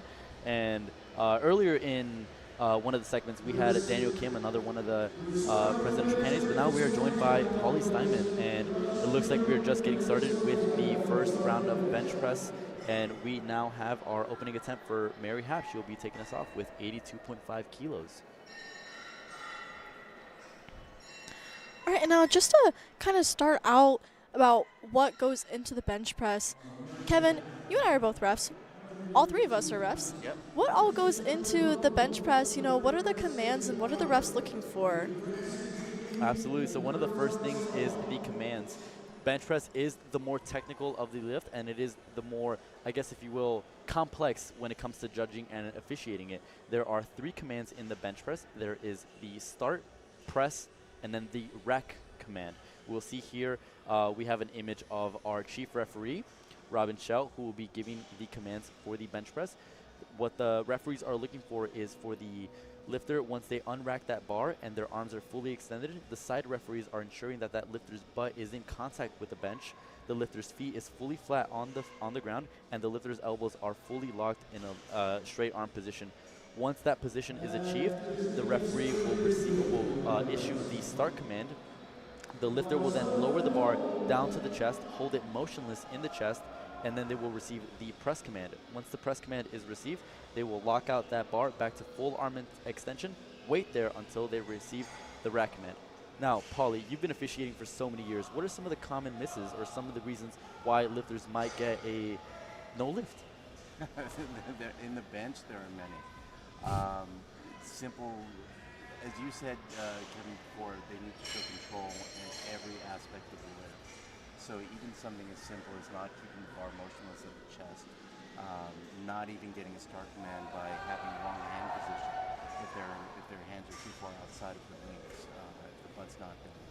And there is a many more on the press if the butt comes up. When they're pressing, if their feet move, and then if they don't lock their elbows when they finish, there's a lot that can go wrong with the bench press. Simplest way that I tell, because I also in the gym, I coach many lifters, I just tell them to listen to what the referees are telling you. Just go through every step, listen to what the referees are telling them, and just move through it as one piece at a time. Absolutely. There's a lot of moving parts in the bench press, so I mean that's why we have 3 different referees positioned all throughout the platform, so they are looking at every aspect of the lift from the feet all the way up to the hands. Very true. But just a couple of years ago, we removed the rule that said you have to keep the head on the bench, so now they get a little more leeway on head movement. So yeah. I guess that's a win for the lifters. And for the referees too. I mean, that's one less thing you have to worry about when it comes to looking at what the lifters are doing while they lift. Yeah, and reffing for bench, I would say, at least is one of the more like overwhelming lifts to ref. There's so many things that you're trying to track. Not only are you watching for all of these points of contact, you're watching to make sure that the bar is traveling upwards the entire time, while you're watching to make sure the feet stay flat and the butt stays down and the grip stays consistent and the arms lock out. So there are many, many reasons that a bench could possibly fail. And if we see one of these like red and yellow cards, we might not always be able to tell from this live stream point of view, but we'll do our best to try and speculate as to what could have been called. Exactly. And it's funny because we, at a national meet, which is different than a local meet, there's a jury, and the jury is there to help the referees, if you will, where the coaches and the lifters shouldn't even be directly talking to the referees, and they'll go to the jury, and the jury will actually function as one of the many things is helping explain the reasons for the color cards and for the infractions. Yeah, it looks like Rachel had a little bit of a difficult opener for her bench. Bench is one of those lifts that you want to be kind of extra conservative about. You're relying on someone else for that press command, which is what differentiates it from that squat and deadlift. You're not relying on someone to tell you how long you need to stay in that bottom position of a squat. So we might see some difficult openers from some of these ladies if they're not used to these longer press commands. Like just there even could be some downward motion on that. We'll see what the refs say. I mean, we see two different unique styles of bench press. Almani Ellis had a sink in the bench press, and let's talk a little bit more about the differences between the two main types of benching and the touches we see on the chest. We see a soft touch and we see a sink. Now, in our experience of lifting, what are the main differences when it comes to issuing that press command versus a lifter using a sink style or a kind of very soft touch on the chest? Yeah, so a referee, when they are trying to give that press command, they're not necessarily waiting for, the bar needs to be in contact with the chest for X amount of time. They're waiting until that bar is stable. And so one of the benefits of having a soft touch, kind of like we saw there, it's going to be stable just about as soon as it touches the chest. But then when you're looking at that, when we're looking at that sink bench press, it's going to take a little bit longer to become stable because once it touches the chest, it's still going to move downwards for a little bit. But, some lifters are going to feel stronger with that sink press. So kind of weighing the pros and cons of, potentially having a slightly longer pause versus that's where you feel strongest. Absolutely. And just to keep you guys up on the action, we are now crossing over the 200-pound mark. Whitney is opening us up with 209 pounds, 95 kilos on the bar. Bit of a closer grip for her, but she is able to press it out, and she gets 3 white lights. It looks like Whitney has actually competed at that military, fire, and police nationals for 3 years.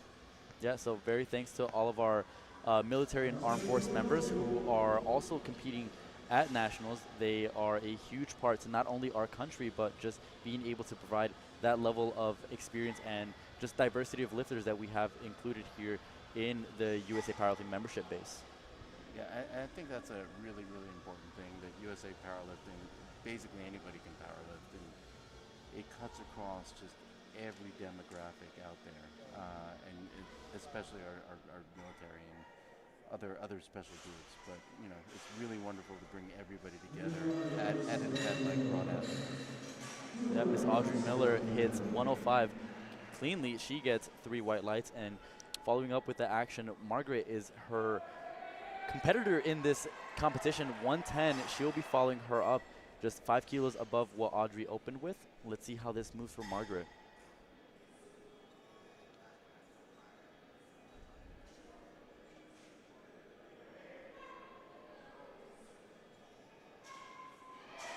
Another very clean bench opener from Margaret there. And it looks like this battle is going to continue to be close from them.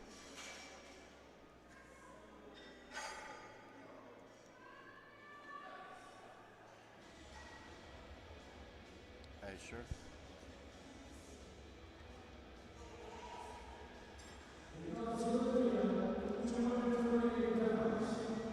As you can see, there are many, many different ways to set up for the bench. And it's almost like a fingerprint at this point, and everybody develops their style over time, and we see at this level of lifting the uniqueness of everybody's setup. But there's no wrong way or right way to do it in that sense, and it's whatever works for the lifter. you know, even the uniqueness in each person's lifting style. We can see each person's uniqueness through their lifting gear style. And, you know, Olivia's out there rocking that pink A7 singlet with those bright pink shoes. You know, some of these lifters are going to be restricted. Everyone needs to wear a singlet, t-shirt, deadlift socks, but they can customize their looks in their way that they want to put their own little personal spin on it. And I love seeing lifters come out and show that side of them. Yeah, and up until this point, these lifters are all primetime lifters. So they qualified to get to this platform. So they had achieved either a high achieving placement at nationals or a qualifying dot. So they are experienced lifters, and we're going to see a lot of refined techniques. Again, like Polly mentioned, it's like a fingerprint, right? These lifters are lifting basically in the way that is most efficient for their body type. So that's why we see a lot of variances when it comes to grip width, their feet placement, arches, and there is no right way to bench. That's one of the beautiful things about powerlifting, is that it's not only made for everybody, but all these lifters are lifting within the confines of the rule, and that's what makes powerlifting such a great sport that it is. Yeah, so true. So true. We'll see. You know, and I was just watching the concentration and the focus on the athlete's face as she's coming out of the setup. And this is a very simple setup compared to the last one, which was a lot more complicated. Light touch, relatively easy press. And we'll see what the judges say in 3 white lights. A little bit slow on the way up, but still a very solid and consistently moving upward press. I wonder what kind of jump size she's going to be able to make from that, you know, continue to add to that total, if she's even going to have those 2.5 kilos after that. That's a good point. This is actually a 2.5 kilo attempt PR for Alyssa. She is coming into this competition nominated with a 90 kilogram bench press, opened up with just 2.5 kilos below that, and already took a 5 kilo jump. So she's had a great prep and is coming today stronger than she ever was. Moving very nicely for that meet PR. Yeah, and based off of that, it seems like she's got a little bit more in the tank. Hopefully she is able to tack on a few more kilos for the third. Yeah, and that was a good lift for her with 3 white lights, and I'm sure she's going to hit some more meet PRs on that bench for her third attempt. And as you might see, some of these lifters are opting for a self-unrack, and some of them are able to grab a spotter and have them unrack for them. What are some of the pros and cons of that to you, Kevin, would you say? I think it goes back to replicating the same circumstances as a training environment, if you will, similar to what you're training with, right? If you have a lift off from somebody and you introduce new variables, right, there might be some level of inconsistency in between your lifting versus what the spotters and loaders or what this new environment of lifting at nationals may introduce. So I personally opt for a self-unrack, so I don't use any help from the spotter, but I do that only because it's a personal preference. However, I tend to use a little bit more energy trying to get that bar off of the rack, so it comes down to personal preference. That's so true. And it really depends on, like you were saying, Kevin, how you train and what you're used to and just the makeup of your own body. But both are options and both work, so whatever works best for the athlete. Another slower second attempt from Nicole. She did get 3 white lights on that. I'm thinking we're going to see some smaller jumps to some of these third benches. I'm wondering if some of these ladies, you know, you never know what their training looks like, of how consistent their pauses are in training and how prepared they're feeling with these pauses that they're getting right now. One of the also amazing things about Primetime is the opportunity we have for some of our age division lifters to be competing with the open. Angel Huang is actually a junior lifter. I believe she is 21 years of age, and she is competing in the open division. She is battling it out with some of the top 75s, and she is currently forecasted second in the juniors. Plenty of lifting left to go, and she will probably end up in that first place position at the end of the night. You know, it is... Oh, unfortunately, she was not able to get that second bench attempt. I'm sure she'll be coming back out for her third attempt on that. Yeah, I mean, this would have been a PR match for her, which means she's done this before. I mean, it might have been just some sort of misgroove, but she will hopefully be able to clean it up for the third. Yeah. Just from watching it from afar and not knowing anything about the athlete, it did look like a little bit, it fell out of the slot, if you will. And so with a little more control, hopefully she'll come back and make it on a third. Amani has a very heavy sink into her chest. Yeah, and a very long range of motion, very tricep heavy with that close grip. But that seems to be no issue for her. She gets 3 white lights on that. It's exactly what I was about to comment. And not only, you know, it's very impressive to have a decently strong bench with that type of setup. You know, 95 kilos is no small bench for her. And just to go and show the signs of improvement from some of these ladies, I mean, Kenya Carter came into this competition with a 95 kilogram nominated bench, and she has now surpassed that with this second attempt. She's looking to add on 2.5 kilos to that. And based on her opener, how it moved, I have no doubt in my mind that this will be an easy attempt for her. Yeah, just There like it you is. said. You're right, you're right. And the refs agree. All 3 gave white lights for her. Coming up, we have Whitney. We are over 100 kilos, but we're at that 226-pound mark bench for these ladies. These are some impressive benches. Yeah, for those of you watching from home, this is 226 pounds, a 2-plate date, if you will, for Whitney right here. And And see, she sets up with a relatively narrow grip for this as well.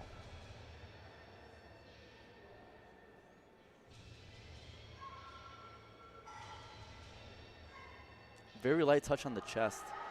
she's grinding that out. Oh. Yeah, they'll call rack there. And then you almost have to think about how much energy was expended there, right? You kind of almost think that you know that lift is not going to go up once that bench stalls at that point, but then how much energy is she wasting grinding out a lift that she knows is not going to be any good? Yeah, that's always very unfortunate to see. She will, I'm sure, be back out for that second attempt, but with how many missed bench attempts and difficult bench attempts, I'm already starting to feel like some of these ladies are just, maybe like bench is not showing up quite as strong as they want to. And talk about the color coordination for Audrey Miller here. From the nails all the way down to the socks, singlet, shirt. She is one orange little girl. That's very true.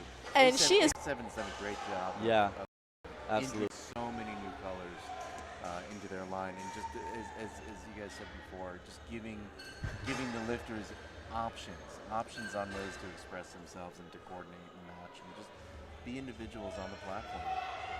Yeah, I mean, just with this next singlet coming up, I mean, I think that is one of the most unique patterns I've seen in some of the singlets. And for A7 to be providing products of that quality, I think it just goes to show the diverse product line for this brand. You know, both and Margaret are very strong benchers. Both of them moving those second attempts with ease. 115 kilos was a good lift for Margaret. All right, and now Olivia is coming out for 120 pounds on that bar for the second attempt. This is a 264-pound bench. And, you know, we were talking about a 2-plate bench before. This is a 2-plate bench, but with those red 55-pound plates. Yeah, for those of us who powerlift, we know how heavy those reds are, and this is 2 reds for a bench press second attempt.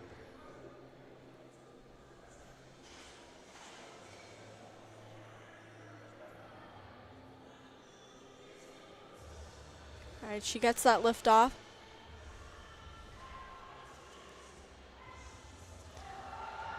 We'll see what the refs say. She got 2-1, a good lift, and I think I see what that referee saw. It almost looked like she kind of timed that press command. Yeah, she kind of hovered that bench over the chest and almost trying to time Miss Robin Shell's, our chief referee's press command. So fortunately, Robin Shell didn't call that, kind of gave it to her, but we'll see how she cleans that up going into the thirds. Yep, that is exactly what I was thinking.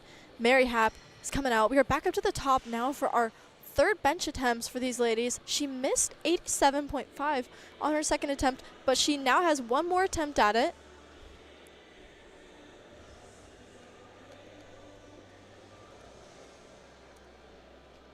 All right, and her best bench attempt was 85 kilos, so this is her trying to add 2.5 to it. She locks it out. And it is a good lift. She 2 to gets 1. it 2 to 1. Very nice to come back from something like that as well. Yeah, and I think it really is that mental barrier you have to kind of fight through, right? Missing that second attempt and then having to come out again on that third, knowing that, hey, I'm strong enough for this. I've done this in training, but I just need to hit it on the platform. And seeing these ladies able to hit these bench press meet PRs, I honestly find so impressive to be able to continually add to your bench. I feel like so many people are kind of hit a wall, you know. There's only so much you can add to a smaller lift like this. I myself feel like I'm kind of hitting a wall with my bench press. And so very inspiring for me to see these people, you know, continually add 2.5 or 5 so to these bench presses that are already very strong coming into this meet.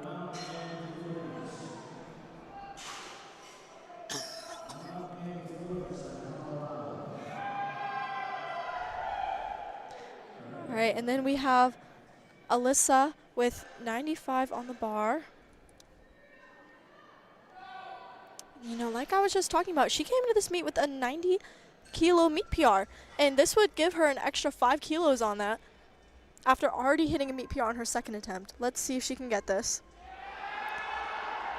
Yeah, that's a beautiful bench for Alyssa there. Clean touch on the chest, got that press command, and just stayed consistent with that technique. That bar path did not deviate, and that's what you want to see in the bench press, right? Once that bar starts deviating, it starts coming down towards your abdomen or towards your face, you know that you're going to be running into some issues. But Alyssa did a great job in executing that third. Exactly, and refs agree with everything you just said. They all gave her white lights. Now, Angel, she missed her second attempt on strength. So let's see if she's able to hype herself back up, come out for this third attempt, and hit this 95 kilos for her third attempt. You know, I feel like missing a bench on strength is something that you could recover from. If it truly was a misgroove, you might know what you need to fix and to come back out for it. And that takes a lot of focus as well. And I think that is exactly what happened here. She got that 3 white lights from those refs. Yep, another good attempt there. I mean, she's hit this before, and she just kind of reminded herself, hey, I've done this before. Let's do it again.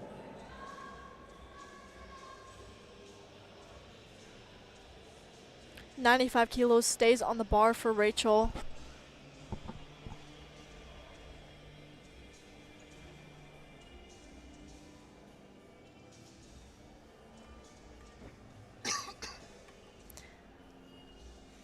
And you'll see at this level where they will repeat more often than go up after a miss because they're running for a total. They have a bigger plan, and it's more beneficial to make the lift than to attempt something they haven't done before and deviate from their plan. Exactly. Rachel is looking a little bit disappointed walking off that platform. But the good news is that she only jumped 2.5 from her second attempt. So if she wasn't able to get that on strength, there was no smaller attempt she could have taken. Nicole is getting set up with that same 95 kilos. I think this is a very consistent attempt selection we see, especially in weight classes in this range. We see the 5 kilos and the 2.5. Fortunately, Nicole was unable to get that 2.5, but as mentioned, right, this is only 2.5 kilos lost on the total, so not a huge amount. So she will still be walking away with 95, well, 92.5, excuse me.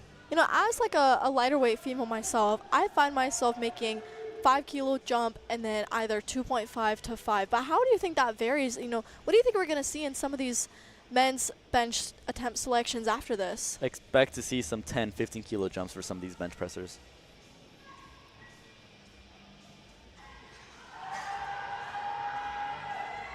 A very good bench grind from Almani.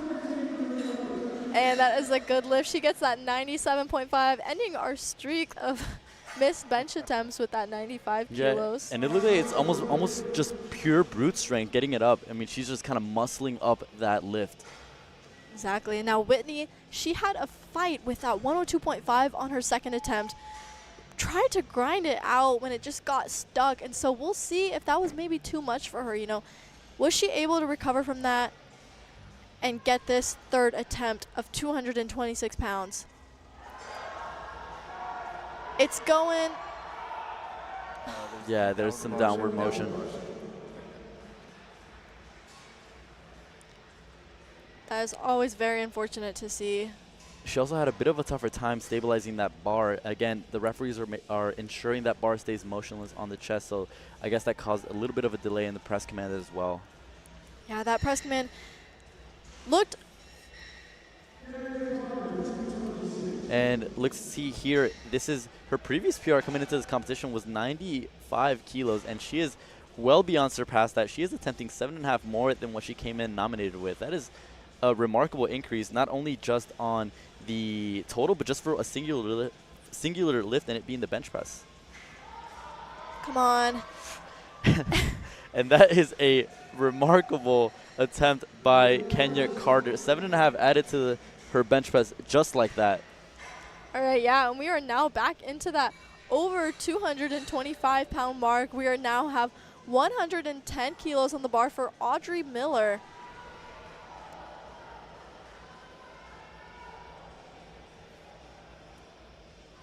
Yeah, Audrey Miller hit a significant PR in the squat, and she is looking to hit a... This is actually slightly under her personal bench best. I wonder if she maybe just isn't feeling fully on the day. Her bench personal best is, her meet best is going to be 115 kilos. She's opted to take 5 under that. And there couldn't have been a better call. That was the number to pick. 110 was there, and she got that. Audrey Miller is one of the most celebratory lifters we have here on the Primetime stage, and so exciting to see her hit these lifts. You know, it could be easy to get in your head about not hitting a meet PR every meet, but she does not look fazed by that at all. You know, I think one of the big kind of maturity points as a powerlifter is knowing when to just take what is actually there on the day, even if it doesn't mean going for a PR. And we're seeing some of that today in these calls that, you know, that third bench call for Audrey looked perfect. And if she got too intent on setting a PR, she would not have walked away with that much to her total. A very solid 2.5 kilo PR from Margaret.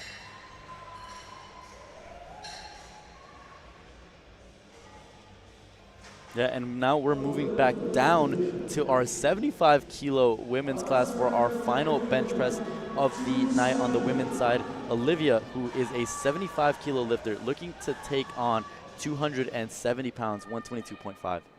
You know, just to emphasize this, she's a 75 kilo lifter who's out benching these 82.5 lifters that just went before her. You know, even her second attempt of bench was still matched what Margaret's heaviest bench was.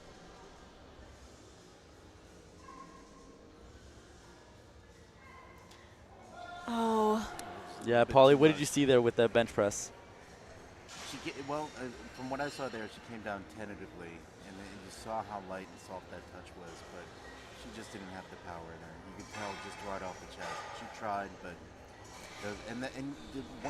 going back to thinking about, you know, soft touch versus a sink in the grip as well, is that puts a lot of pressure on the arms, and so you're taking work off of the pecs. But everybody's got their own style. But I think she knew on the way down that was going to be a tough fight.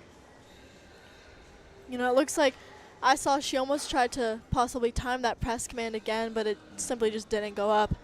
Yeah, we're now moving over to our men's side. We got Joshua Hall, who is opening us up on the bench portion of things. And just interestingly enough, Joshua Hall has the heaviest deadlift of the entire session. However, he is the one to open up the flight, and just kind of goes to show a bit of an Achilles heel for him here. He is one of the top contenders in the 100 class, but his bench press is the lift that is kind of holding him back from being able to truly showcase his top-end performance. You know, it kind of goes to think a good amount of that has to be leverages, but at some point you do need to just work on those points and build yourself as a better lifter. Yeah, I think just mechanically speaking, when you're a better leverage deadlifter, sometimes you are just a longer-limbed individual. And so how, Katie, you have a remarkable bench press, right? You have, do you still own the American record? I did for the teen 3 record that I got. Yeah, and so kind of talk to me a little bit more about how limb length, specifically your arms, come into play in the bench press when it comes to just range of motion and what you're able to hit on the bench. Yeah, one of the things you might notice about my bench is that I do have definitely a lower range of motion. You know, people are definitely very quick to yell at that and say, oh, like, it's just a very high arch. You kind of look at my limb length, and if you look at, people's ape index, my arms are 2 inches shorter than my my height. And so that definitely plays a very big play into how I'm able to load that bench. And, my deadlift definitely does suffer a little bit compared to some of the other girls in my class. And so we definitely see that. Some of the biggest benchers of this fight are also going to be some of the lightest deadlifters. Yeah, it's very rare to have a triple threat, to be good at all three, to have that perfect powerlifting symmetry. And I think that's one of the things that makes powerlifting interesting, is that it appeals to all different people, all different body types, and we can all try, we can all hope. But yeah, some of these long-limbed lifters, you'll see that bar seems to travel forever on the way down and then on the way back up, so it's got to go round trip. And everyone's going to have their weak spot. Like you said, very difficult to find someone who is going to be amazing at all three lifts. And those are the people that you're going to see winning classes, taking home those total records.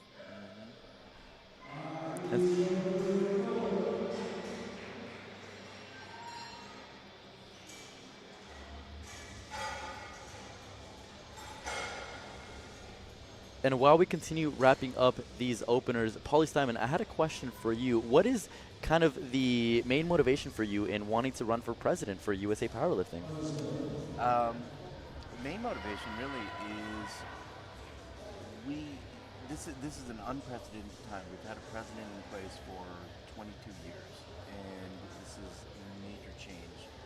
And I've said to many people that I really feel strongly about being the right person at the right time to take us forward. I've had a lot of experience in leadership already, and I know what needs to be done. And I'm out here at all these meets speaking to everybody. I'm out here at all these meets speaking to everybody and understanding what their needs are. So yeah, I feel very strongly that coming into things right now, it's critical that we're able to carry the torch forward, but also, as I've often said, bring our organization into the 21st century. Turn us into the powerlifting federation or just more so, just kind of build on what we have and just build it bigger and stronger. I completely agree. I think in the evolution we've seen powerlifting, it's blowing up, right? Powerlifting is kind of everywhere now. Everyone's kind of getting into it, and it's now USA Powerlifting's time to kind of capitalize on that, and having a leader who can kind of have that representation to put this sport forward and put USA Powerlifting on its best head, and just being able to kind of spearhead a lot of the changes that we're looking to see here in the sport to just help make the experience better for not only our lifters but our officials, our championships, everybody who is part of this organization that is USA Powerlifting. Thank you. Yeah, no, and we're a huge organization, and we have an incredible amount of upward potential. And I think that's what we need to capitalize on. And as you said, Kevin, it's just recognizing all of the different components of the sport, all of the people involved, and just giving more and bringing more to them. And those are things that I want to do if I can come in and be the president. I'm not here to disrupt things. I'm here to just kind of move things along. And it's something that we don't talk about enough is all of our fabulous staff and volunteers and everybody who are already involved in USA Powerlifting, and we need to recognize all those people and reward them with the work that they can do. What would that exactly look like to you? Well, part of it is really just, some of it is management, some of it is recognizing what people are here to do. I often say with our volunteers and our committees that we need to, first we need to bring in new talent. We need to, and there's plenty for everybody to do. And so recognizing people who want to volunteer and then giving those positions and then supporting them after we put them in those positions of volunteers, be it on a committee, be it as a referee. I mean, Kevin, you just went through and you passed your category 2 referee test, and you know that's a testament to your commitment, and we recognize that and thank that. And we want to be here to encourage more people to do more of that so that we can come in and support these fabulous lifters on the platform. Yeah, absolutely. Thank you so much, Paulie. Yeah, my pleasure. Thank you. And just to fast forward a little bit on the lifting, we're down to our 3 and final openers for the bench press portion. So far, all of our lifters have hit all their lifts.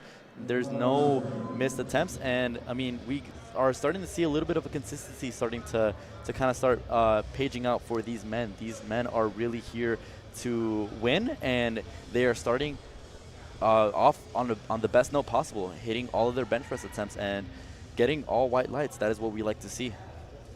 Yeah, and you know, kind of going back to how you mentioned that Joshua Hall was having the lightest bench opener but the heaviest deadlift opener. Previous lifter Lorenzo Wright, you know, he's having one of the heaviest bench openers and then will be the lightest deadlift opener. So kind of give and take, flip-flops, either way you go. Definitely just comes down to those lifters' leverages. Lawrence Jones having a good opener, you know, coming off of that hard, missing those 2 squat attempts has got to be a hit mentally. So got to take bench to kind of recoup yourself to go back into deadlifts with a clear head. Yeah, absolutely. I think it's super impressive in the way that these coaches are keeping their lifters level-headed, not only in being able to keep their composure and retaking these lifts, or even going past that mental barrier of missing a lift and going up and being able to succeed at that new higher weight. I think in general it just goes to show the high level of coaching and lifters that we have here on Primetime. Yeah, Kevin, you know, as a coach yourself, how do you deal with that? If you have a lifter that, say, misses an opener and gets very, very anxious about that, and maybe you even want them to go up for a second attempt, like how do you manage dealing with their nerves and keeping them level-headed? Especially, yeah, thank you for that. And I think for a coach from that perspective, you are building a relationship with the lifter. You are trained. You know how they respond to misses, and you know how to best be able to kind of keep them on their head. You know whether or not they feed off of aggression, composure, right? What works best for that lifter, and you being able to kind of cater and kind of being malleable to respond to these lifters is what's going to differentiate you from being a good coach, a mediocre coach, and an excellent coach. And we see that here from all these coaches, being able to kind of play to the lifter's strength and allowing them to display the best they have on the platform. And that opener from Darius wraps up our first bench attempts. Good lifts from every single lifter on that platform. So, you know, once again, these are very high-level lifters. We did not miss a single squat opener and have not missed a single bench opener. Hopefully we can keep that pattern up and not have any lifter bomb out. And just to bring a little bit more attention to the 100 kilo division, again, I want to give a shout out to David Sampson, who competed in the session prior to this one and posted an 885 total. Up until this point, there's not a lifter who's coming relatively close to that. We still have Darius Bunch and Lorenzo Wright who are coming close to that, but they're still sitting around 30 to 40 kilos below that total. So they have a lot of ground to make up. And if these lifters begin missing lifts, David Sampson might walk away as your national champion, having competed in the session prior to Primetime. You know, how do you think that's going to feel, being a lifter who's already competed? I wonder if he's even out in those stands right now watching how his standing is going to hold up. Oh, he's definitely keeping up with this. I know he is.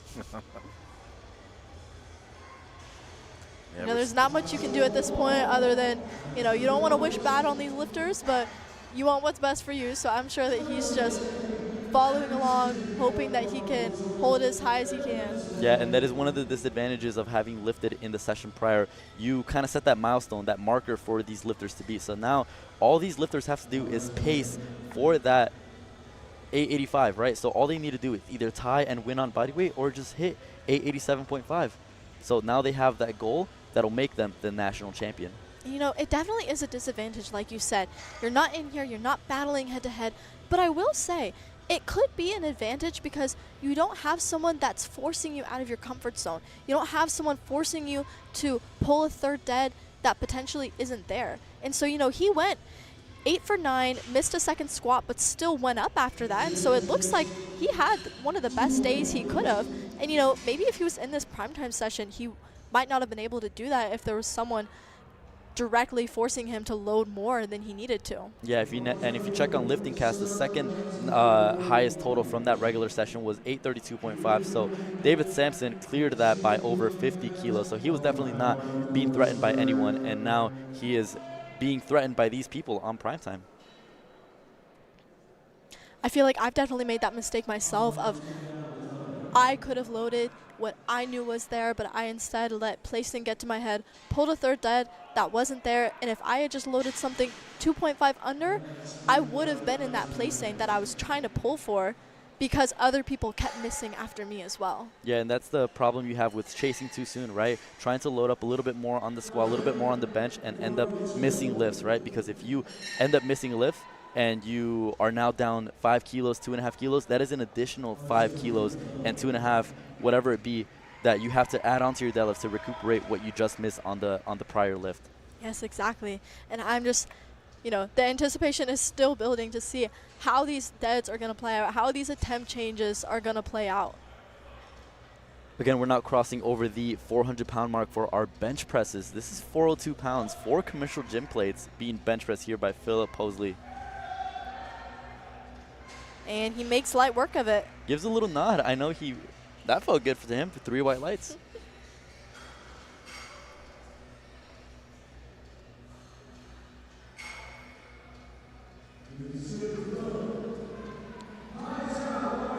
And Paulie, just a little bit of a fun question for you, but in your time of refereeing, or just in general, do you have any preference on what is your favorite lift to either referee or just spectate?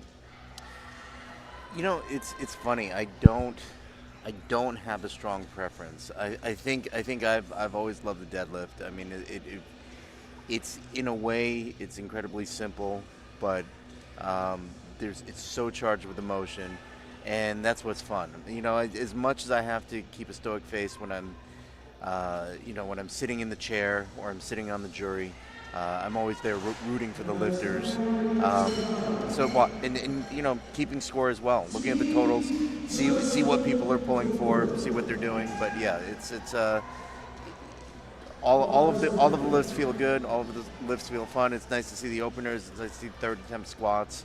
I think those are pretty dramatic when they get real heavy, and you know, seeing some nice benches as well. So, but if you're gonna ask me for a favorite, I'd probably say the deadlift. Yeah, I think I'd have to agree with that. I would say that as well. You know, being a ref, I love doing it. I love volunteering and giving back to the sport. I hate giving a no lift. I fully understand the need to upkeep the rules to make sure that everything is fair. But, you know, it's never fun being that person that's saying that it's a no lift. I think deadlift is the one that, you know, it's almost always more on the lifter. You know, they're not waiting on a ref's press commands. They're not waiting for someone to judge their depth. So you really just get to sit, watch them have fun. Like you said, watch kind of the attempt changes come in.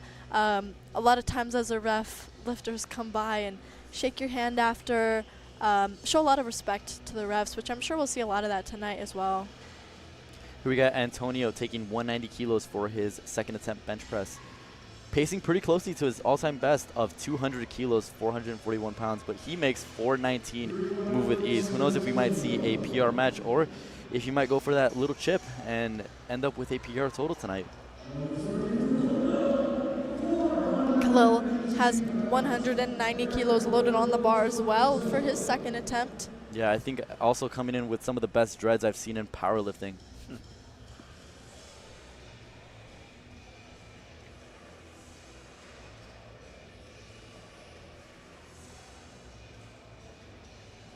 Now, Polly, I did want to ask you something as well. If you think that you had the choice to potentially change anything in powerlifting right now, what do you think that would be within USAPL? Like, if you could make an immediate change. I think the most immediate change, and I don't know if this would be considered a change, but it would just start communicating on a much higher level and higher frequency with all of our members, and get them more involved in the sport and get them welcome to the sport. So I don't. Yeah, it's hard to say if there's anything that I want to change because fundamentally powerlifting is exactly what it is. But I think maybe thinking about what we want to change with the way we do things is just to talk to people more, hear from them more, and give them more of what they want. And if we can do that within our means and within our abilities, that's just going to improve it for everybody. So that's one of the main things. Just hear from people.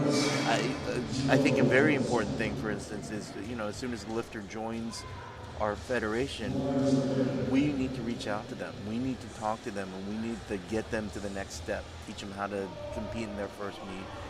Get them hooked on this sport the way that we've all been hooked on it. And I think that's super, super important. And once we do that, once we build that community, we can't be stopped. Yeah, I think that's really good to hear.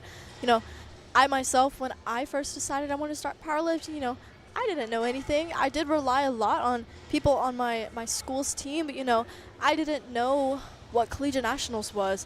I qualified for collegiate nationals at my first meet, but if I didn't have people from my team tell me, I wouldn't have known. And so maybe, bridging that gap a little bit more to let lifters know even just what opportunities are available to them. Because, not everyone is going to be as active on Instagram and seeing what other people post. Like, there could be more information coming directly from the federation about that, like you said. Exactly, and that's something that's so important, and just learning from that, and we can start tomorrow. We can start as soon as we want to, and that's the key. Just get the word out, get people involved, and people will be knocking down our doors. And I'm incredibly excited about that. Absolutely, thank you for that. Just shifting over to the action, we have our two heaviest bench presses for our second attempts. We have Baxton Lars, 215 kilos. He's got that very heavy sink into his chest. Yeah, but a very strong press and 3 white lights. And now our heaviest bench presser is actually in the 100 kilo division, right? He is the lighter lifter, Darius Bunch, 215 kilos, has a 222.5 kilo set only 3 months ago, right? So he's pacing towards maybe hitting an all-time PR. And, we've seen a 30 kilo increase between his last 2 meets, only 4 months apart from each other. So just going to show how much of a progress he's made, and hoping to see him hit a PR tonight if possible. Once you're such a seasoned lifter, any amount to the total, any amount to any lift is really impressive to see, even if it just means, PRing one lift and then putting everything together for a total PR, even if it's not a PR on every single lift. I feel like so many people get so down on themselves when they start to not hit a PR every single time, but that's exactly what these guys are all doing, just slowly chipping away and staying in the game, because staying in powerlifting is how you get better. You would know better than anyone, Kevin. How long have you been powerlifting for? I've been powerlifting for about, I'm 22 right now. I've been powerlifting since I was 16. So 16, I competed at Raw Nationals in Lombard, Illinois. Yeah, so, the way to be the best is just to stay in the game. I think consistency, longevity really plays a long way, and we see that with a lot of our master lifters who we've seen compete all weekend.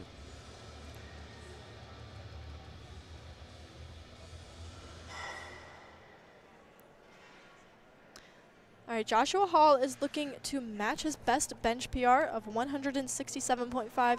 He didn't hit a squat PR on his first attempt, trying to match it on his bench. Like I said, slowly chipping away at that potential total.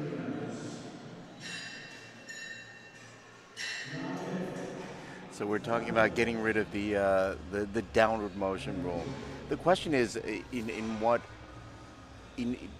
basically we do get rid of it in the sense that we allow a little bit of settling in the lift, but it would be hard to fully get rid of the downward motion rule without further context, funny enough. But there is a little bit of allowance for it.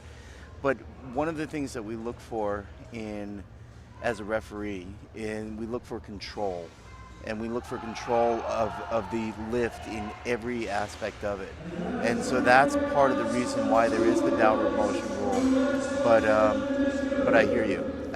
I hear you. And it just as much as it probably breaks your heart to have the downward motion rule, it breaks our heart to have to call it when we see it. But one thing to keep in mind is that when in doubt, the tie always goes to the lifter. So the benefit always does go to the lifter. So we try so hard to just say, hey, was that lifter just settling the bar, or is it true downward motion? So hope that helps.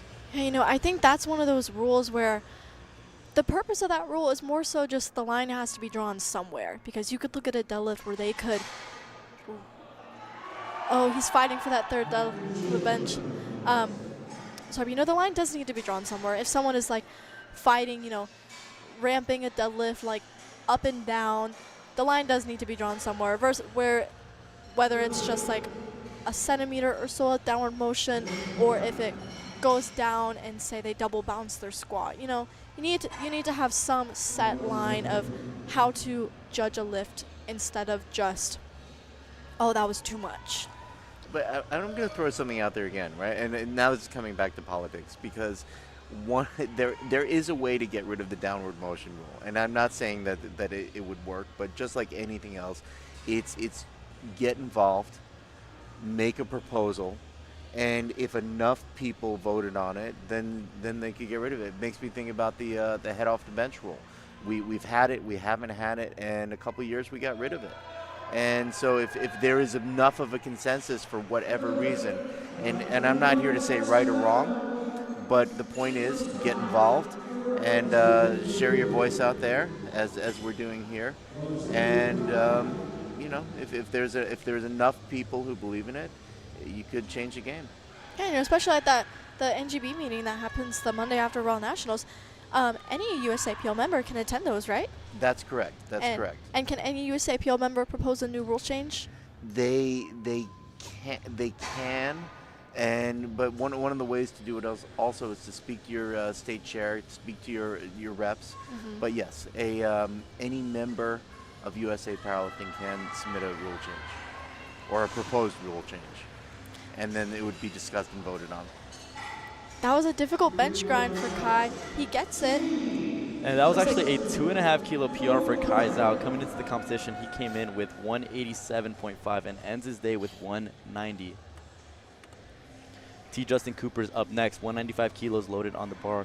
7.5 kilo increase after taking a 10 from the opener.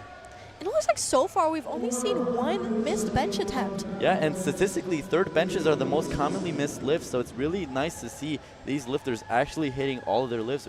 Not many misses going on with the men's side. These guys are coming in prepared.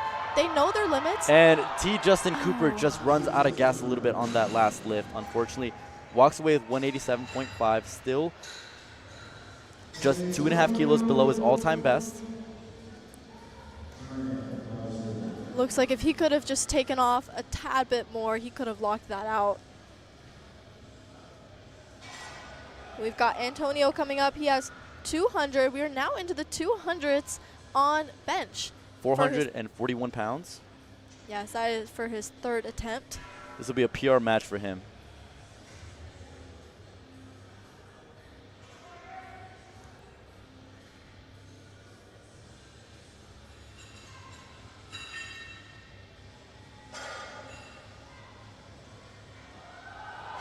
And that is a beautiful bench attempt. Snags an additional 10 kilos to that bench press.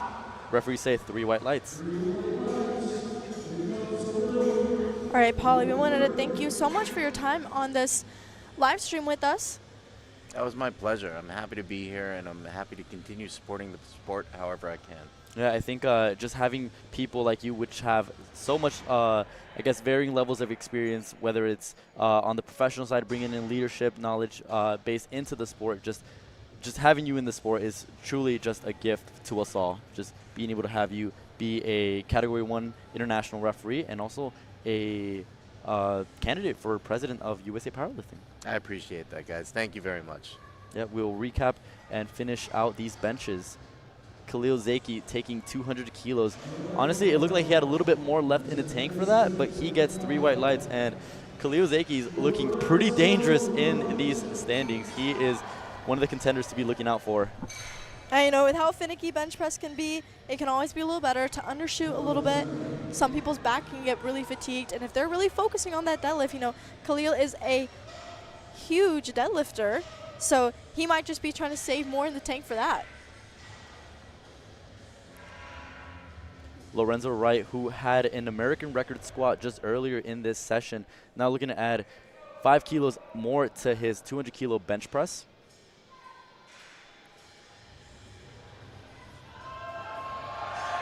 Oh, come on. That was a perfect call. I would have to agree. And the refs do too. 3 white lights for that.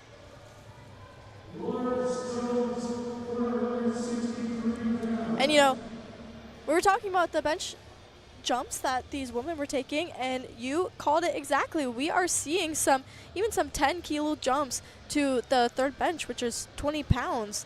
You know, even some of the smallest jumps we're seeing are going to be 10 pounds, which we were not really seeing that to the third attempts from women. Yeah, when it comes to the energy expenditure, when you're a bigger lifter moving weights of this size, sometimes it might not even be worth it to take a 2.5 kilo jump. We see Lawrence Jones just opting for, I guess in his mind, the smallest increment, which would be 5 kilos, because at this point, right, how much of a difference is 2.5 kilos going to make versus 5 when you're shifting weights almost close to 500 pounds, if I'm going to be honest. This is 463 for Lawrence Jones.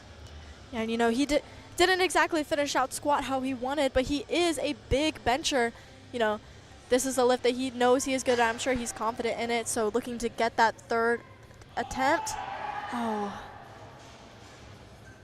He did still end up with that 205 bench, currently going 3 out of 6 attempts so far.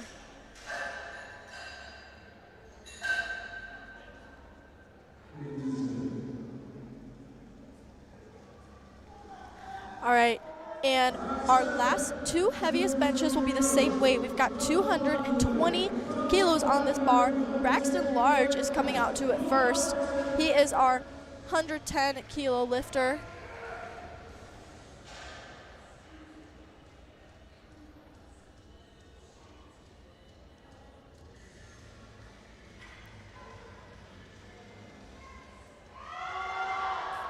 And perfect he bench launched that. attempt there.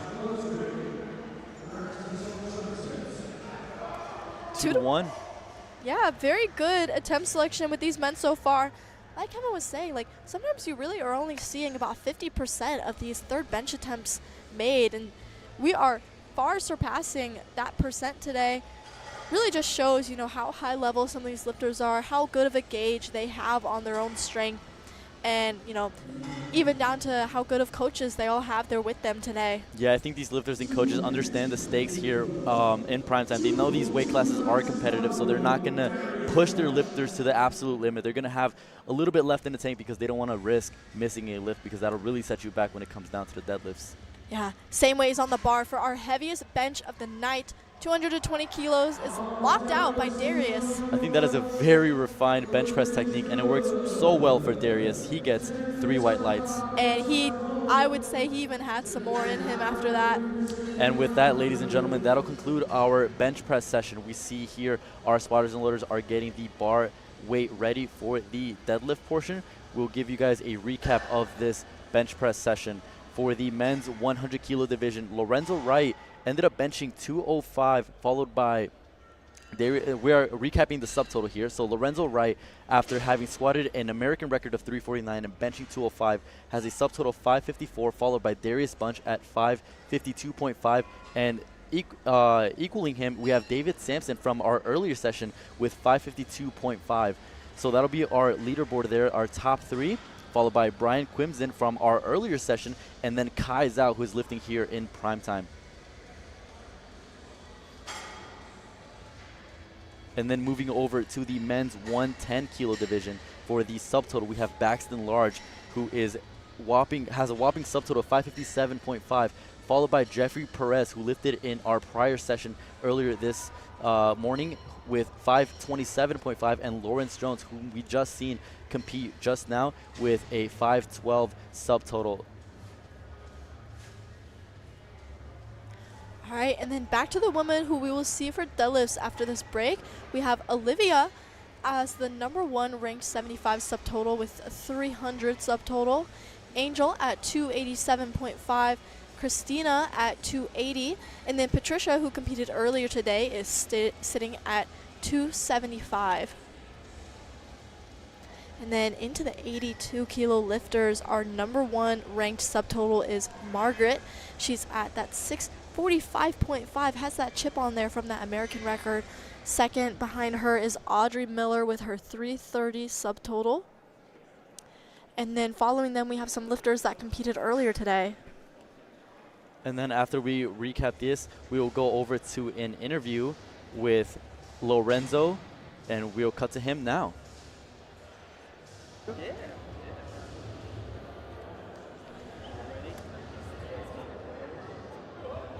All right, what's up, Lorenzo? How you feeling? I feel pretty good, pretty good.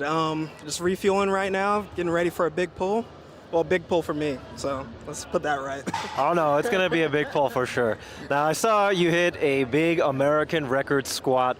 What was going through your head on the platform? Honestly, it was get this squat and get to the next one because I really wanted the world record, but it happens, you know. You don't always get what you want, but you just gotta keep going. Well, shoot, you put everything on the line and big records, everyone loves to see it, and I'm sure you're gonna hit it soon. Oh yes, it's gonna be in the near future, so just wait. What about bench? That looked pretty good today. How you felt about that? I felt good. We played it kind of safe. In the gym, I hit like 463, right around there. So it was a solid number. Great choice. Yeah, got to build that subtotal because you're about to have some fun on the pulls. Do you want to spill any secrets there on what you're expecting? Oh, secrets. I don't think it's any secret, but hopefully mid-sevens, you know, we're going to go for something. Oh, not too shabby. Just mid-sevens. No big deal, no big deal. Well, I'm looking forward to it. Hopefully my friends and family are staying tuned. Yeah, you want to shout anyone out right now? Yeah, my wife's in the crowd. I got a couple people I played baseball with, their wives. My dad's here, and plenty of people watching at home. Some of my patients from physical therapy. Well, I mean, this sport is all about the community. We love to see it. Good luck, man. I appreciate you. Thank you. Yep. Thank you. Thank you, sir.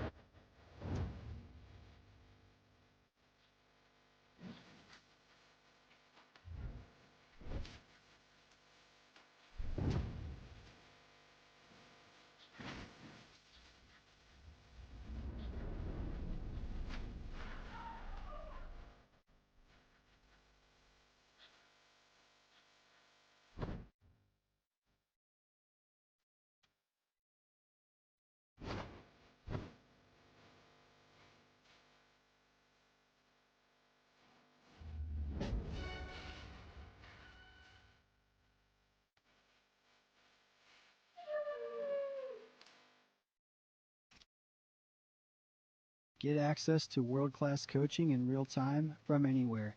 Whether in a small group setting or one-on-one, our coaches are in your ear during your training sessions, watching every rep and correcting every mistake.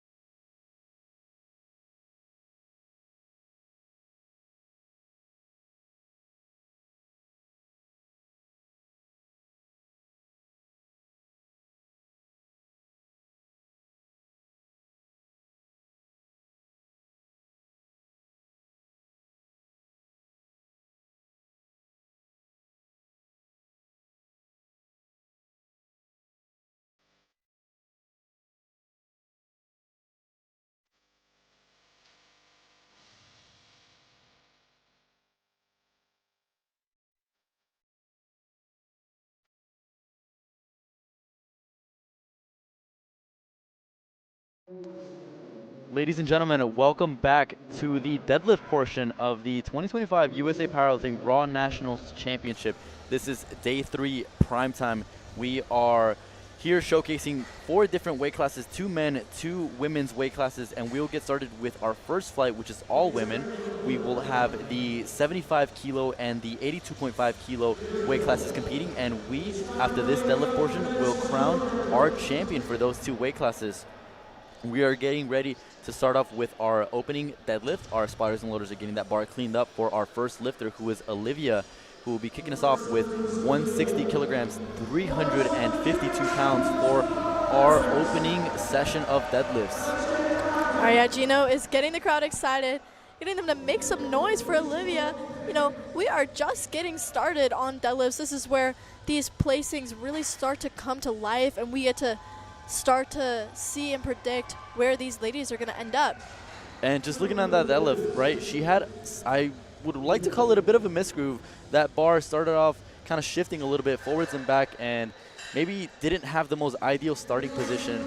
Hopefully that is an issue she's able to correct moving forward, and hopefully it's not an issue of strength, but we're just going to get moving right along in these deadlifts. And up until this point, lifters had the opportunity to build the highest subtotal possible. That is the best squat and their best deadlift combined, and they are now finishing off their session with their deadlifts. They will have 3 attempts to achieve a max weight, and the best total wins. Really, it's who lifts the most weight. Yeah, much smoother opener for Nicole there. You know, we're not really going to know what was going on with Olivia. We might be able to see in a second by still what she puts in for her second attempt. You can kind of get an eye into how she's feeling, how her and her coach are feeling by how big of a jump she plans on making to that second attempt. And by the looks of it, she made a 7.5 kilo or a 15-pound jump, which for a lifter that size, I would say that's a little bit of a conservative jump to second attempt. What would you say, Kevin? Yeah, I think that's a bit of a conservative attempt. Usually, especially in the deadlift portion, you'd expect to see around a 10-kilo jump or so, but I think Olivia knew what that issue was and feels that she is able to correct that moving into the second attempt. Yeah, then we've got Angel, 175 kilos for her opening attempt.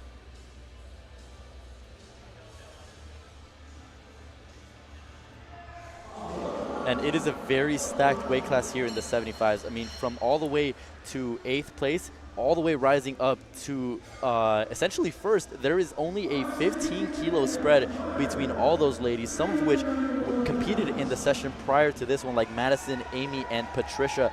But we have some fierce contenders competing for those podium spots. And who knows, maybe we have somebody ending up on the podium who competed in the prior session. Yeah, like after squat or bench finished up, Olivia had the highest subtotal in the 75 kilo weight class, but you know, as such a strong bencher, she is not quite the strongest deadlifter, and it doesn't look like she's showing up super strong for her baseline strength today. So we'll see how everything is able to unfold. She's currently sitting a little higher just from that subtotal right now, but after all of these opening attempts get in, everyone will start to see these totals get posted.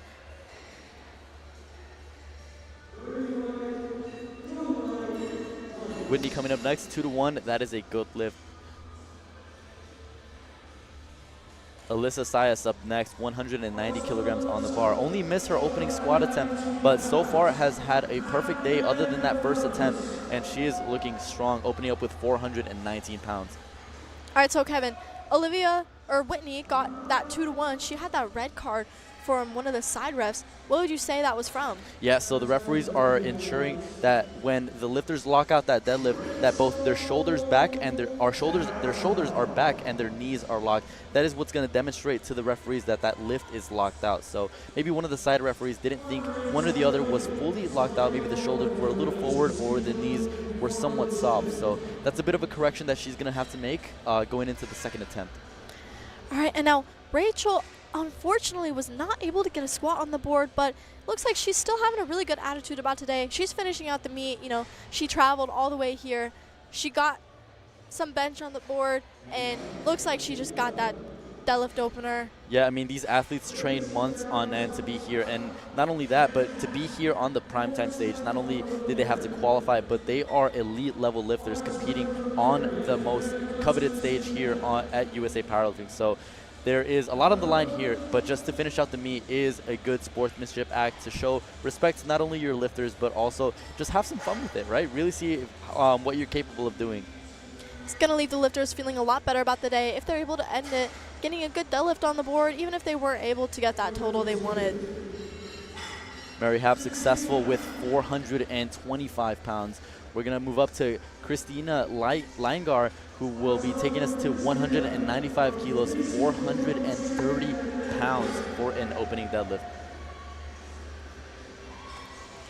And then she last competed at this very meet a year ago where she placed 5th. So she is kind of one of your favorites into this competition. She placed just outside of that podium in 5th place, but she is one of the contenders. She is in Primetime, and she will be battling for that 1st place.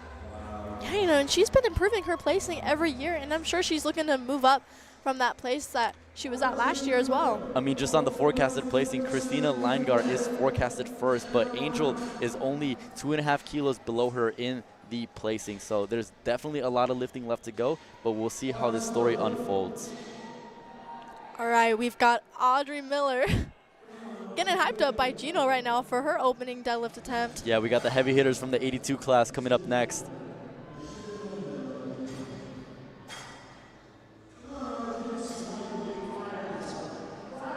Audrey Miller color coordinated in the orange. Very smooth deadlift opener. And I'm putting my bet right now we're going to see a 500-pound pull from Audrey Miller tonight. Her training has been going very well. She's been posting online that we've both been keeping up with. We're both big fans of Audrey over here. Yeah, Almani Ellis, who is now showing up to be one of the strongest deadlifters of the fight, going just before Margaret. Almani, 215 kilos for her.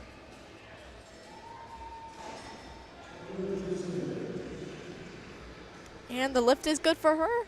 3 white lights for that deadlift opener. And now to close out the openers, we are already at the bottom of the flight with Margaret. She's opening with 230 kilos. Yeah, this is a monstrous opener for Margaret. 82.5 kilo woman lifting over 500 pounds. 507 specifically on just the opener.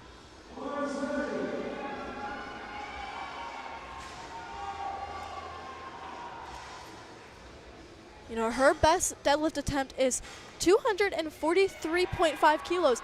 And wow, she moved that fast for only being a little bit over 10 kilos under that. Yeah, I mean, she's coming really close to a 3 times bodyweight deadlift, which is just insane to think about. And look at the speed on that bar. You know, she did get that lift 2-1, 1 red card for a soft lockout, so that's something to keep in mind. Her and her coach could be an easy fix. You know, she still got that lift, but something to always take into consideration going forward from here.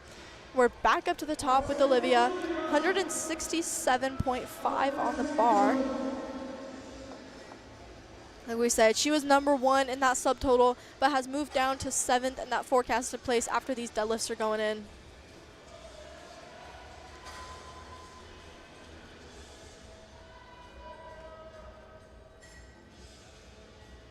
She's got that matching pink belt with the matching pink socks. We were talking earlier about how we just love that individualism in the sport. That honestly looked a little bit smoother than her opener. Yeah, I think she definitely fixed that issue that she had from the opener. And honestly, I'm feeling a lot more confident for her to take maybe a equal or even maybe a 10 kilo jump based off of that. But I'm thinking she might go 7.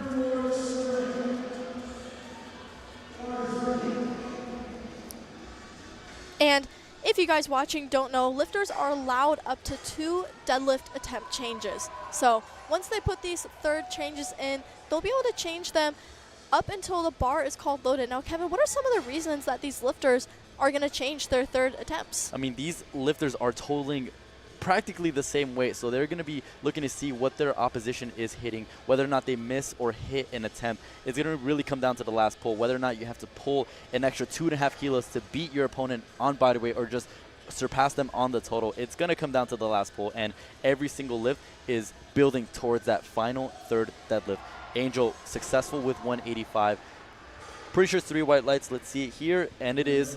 She is. These lifters, again, are setting themselves up for that third and final pull. That's going to be where they really are going to give it their all. Yeah, and we do have quite a few conventional pullers on the platform right now. And, you know, like Kevin was saying, it also does come down to who, you know, not only who has the biggest total, but honestly, who has the bigger deadlift. Because if you are deadlifting later than these girls, you definitely have the advantage to be able to change your attempt and load exactly what you need to chip their total. And you said it yourself, it is an advantage to pull first because you are getting the opportunity to see not only who your opposition is what they're hitting, but being able to then lower attempts, lower than what you've previously attempted. And those people who are lifting before you, they have no other choice. They have to go, right? Because they can't pull above you because they're just simply not that high of a deadlifter. So that's one of the biggest advantages to being what we would call a deadlift specialist. Yeah, exactly. And we are only on second attempts right now, but third deadlift attempts are already going in. So we will try our best to keep you guys updated on any third deadlift attempt changes that we see. But if you guys would like to follow along, like I mentioned before, you can go online to liftingcast.com and look up the USA Powerlifting Raw Nationals Day 2. There you will be able to, Day 3, sorry about that. You will be able to follow along with these third deadlift changes. She didn't look happy with that at the top if I had to. I mean, it was a 15-kilo jump, so a pretty sizable jump. You'll start seeing the difference in the bar slowing down. But, again, these lifters are going to give it their all for the third. So this is just a stepping stone towards that. Alyssa Sayas up next, 200 kilos loaded for her 10-kilo jump, 441 pounds loaded.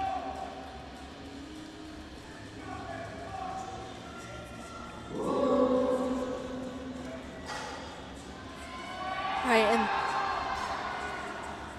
fast off the floor, a little bit of a sticky lockout, but that baby powder is there to help with that. Them and their coach paying attention to how that feel and trying to judge exactly how much they have left for that third pull. Now, Kevin, as a coach and a lifter yourself, what's going through your mind when you're trying to judge for that third deadlift pull? Are you trying to load your absolute max, or are you trying to load something that you are confident is there? I'm personally a deadlift specialist, so I typically pull a little bit ahead or somewhere towards the middle top of the pack, right? So I'm seeing what some of my opponents are hitting, and I'm trying to see what's the minimum amount of weight I need to hit in order to either win or surpass their totals, right?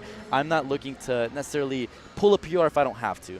So that's just one of the advantages you get when having a pull that is much later in the flight. You know, that also always is going to come down to what each lifter's goal is, but I think it's safe to say that a lot of these lifters here have goals of placing in this podium. And so they are going to be thinking about not only playing it safe, but just what is going to get them on that podium, what is going to be that safe call to make, but what's going to be enough. Exactly. A little bit of a difficult second attempt for Mary. And we have our leader right now, Christina Leingar. She is currently sitting at a 475 total, looking to bump that up to 485. And as it currently stands, Angel, after having completed her second attempt, she is sitting at 472, so just 2.5 kilos below Christina. So a very critical lift. She is getting a lot of pressure being applied from not only Angel, but Elisa and Madison Greer from our earlier session as well.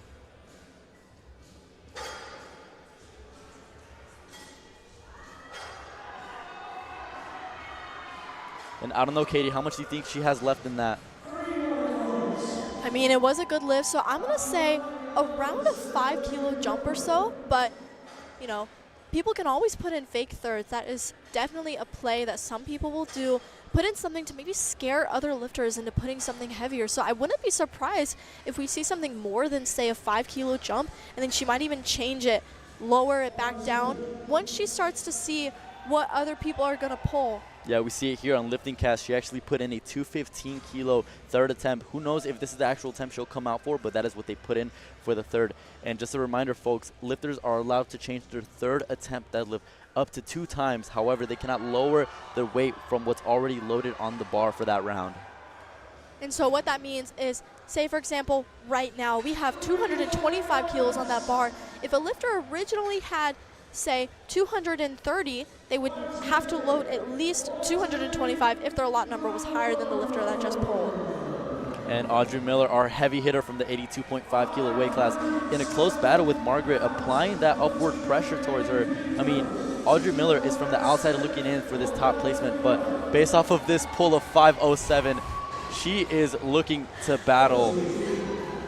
And I put my bet on a 500-pound. Now, were you expecting the 500-pound pull from a second attempt from her? I was not. I was expecting the third, but Audrey Miller proved me wrong, and she is looking to exceed that for the third. And if I remember right, a 15-kilo jump is a little bit out of the ordinary for Audrey in her deadlift jumps. So if we can see another jump of this size, she will be able to move up in that placing. And so now we got some chips loaded in the bar, right? So now this is a record attempt. 243.5 is being loaded for Margaret Nikais. She's currently sitting at a 575.5 kilogram deadlift and is looking to increase that to 589, coming close to almost 800 kilos on the total. Oh, wow. For a second attempt. Let's see if those referees like that lift. Yeah, and I agree with the referees. It did look like her knees were soft. She did kind of leaned back a little bit, and then those knees became soft. So now, tell me what this means for Audrey Miller, right? So how does this open the door up for her? So if you look at this, Margaret is currently sitting at a 575.5 total. Like we said, Audrey made a 15-kilo jump from her first to her second. If she's able to make a 17.5 kilo jump, she could surpass Margaret's total if Margaret were to stay at her current total. So Margaret is currently protesting and going to the jury, seeing if there is a possibility to overturn that lift. But as it stands, that lift is no good. And you know, unfortunately, no lift for Olivia. One of the other difficult positions Audrey Miller is in is Margaret is coming into the total with a chip advantage from the squat. She broke a record in the squat, which means she has an additional 0.5 added to her total, which means that if Audrey Miller wants to beat Margaret, she will have to go an additional 2.5 kilos above what Margaret is putting for her total. So that means that is an additional extra kilos that Audrey needs to pull in order to beat Margaret on the total. All right, and from the looks of it, Margaret has 243.5 loaded for her third attempt again to retake the weight. We'll keep you updated if we hear anything from the jury table, but like I said earlier, she did get one red on her first attempt for a soft lockout, which I even said is something to always take into consideration, and then she did get that 2-to-1 no lift on the second attempt. Again, Angel Huang here, 190 kilos.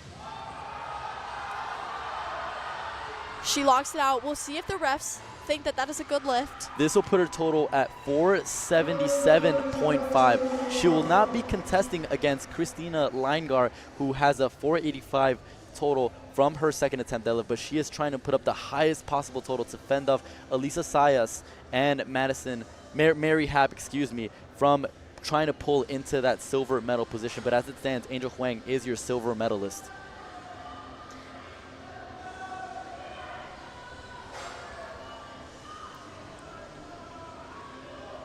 Nicole up next, a 10-kilo jump, 195 on the bar, able to lock it out and looks to be the perfect attempt selection.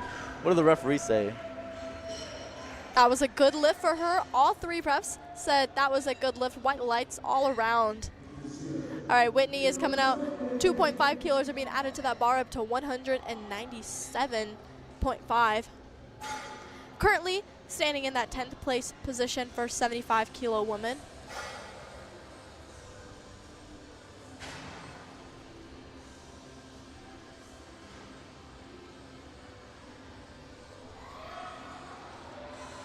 And she locks that out. Very easy attempt for her. She actually PR'd her total, her best deadlift with that. So very impressive lifting going on there. All right, Kenya Carter is going to be coming out to that same weight. She got bumped down to 10th place by that pull from Whitney, looking to take that spot back in that top 9 position.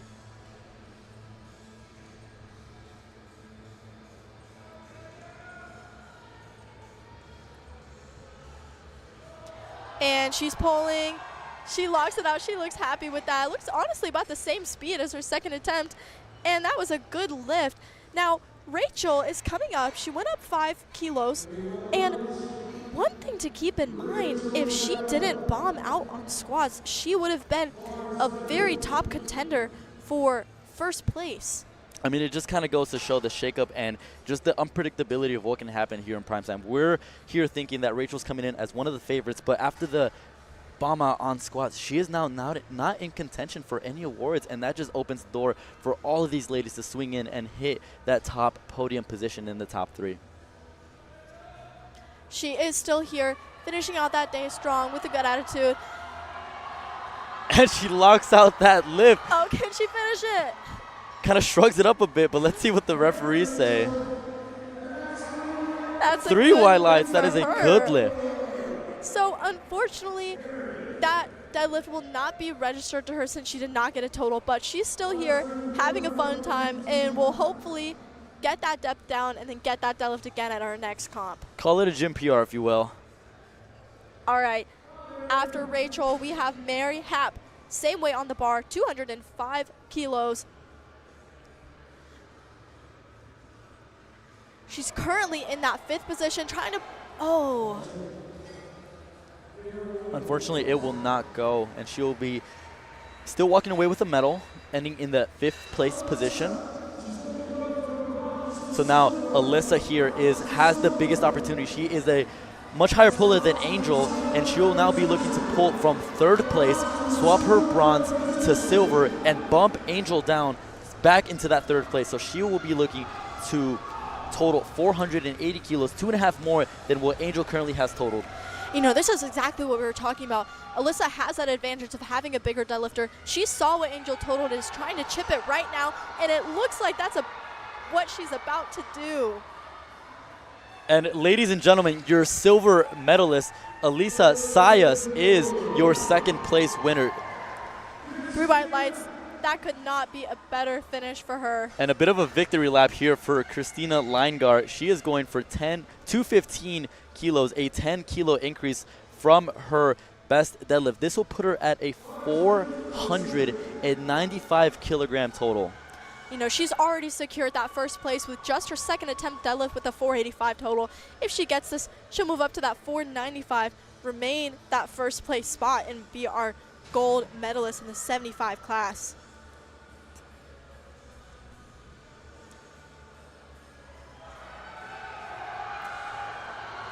Oh, doesn't look like it's there, but when you're in that position, you already have 1st place secured. You might as well pull what, you know, maybe that dream number was for you.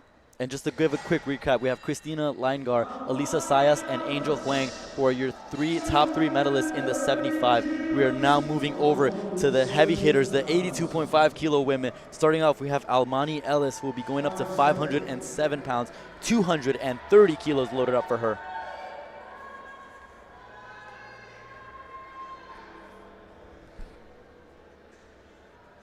All right, she's currently sitting in that 5th place. She's looking to swap that 5th for 4th. Can she hold on to the bar? And unfortunately, she will not be credited with that lift, but she will still walk away with a medal in 5th place. Now, there are some attempt changes going on in progress. We are hearing that Audrey Miller and her coach has submitted an attempt change. Ladies and gentlemen, she has loaded. Actually, we have Margaret. So Audrey initially had an attempt of 235 submitted. Audrey changed her attempt to now attempt the American record after what Margaret will be pulling. Margaret will be pulling.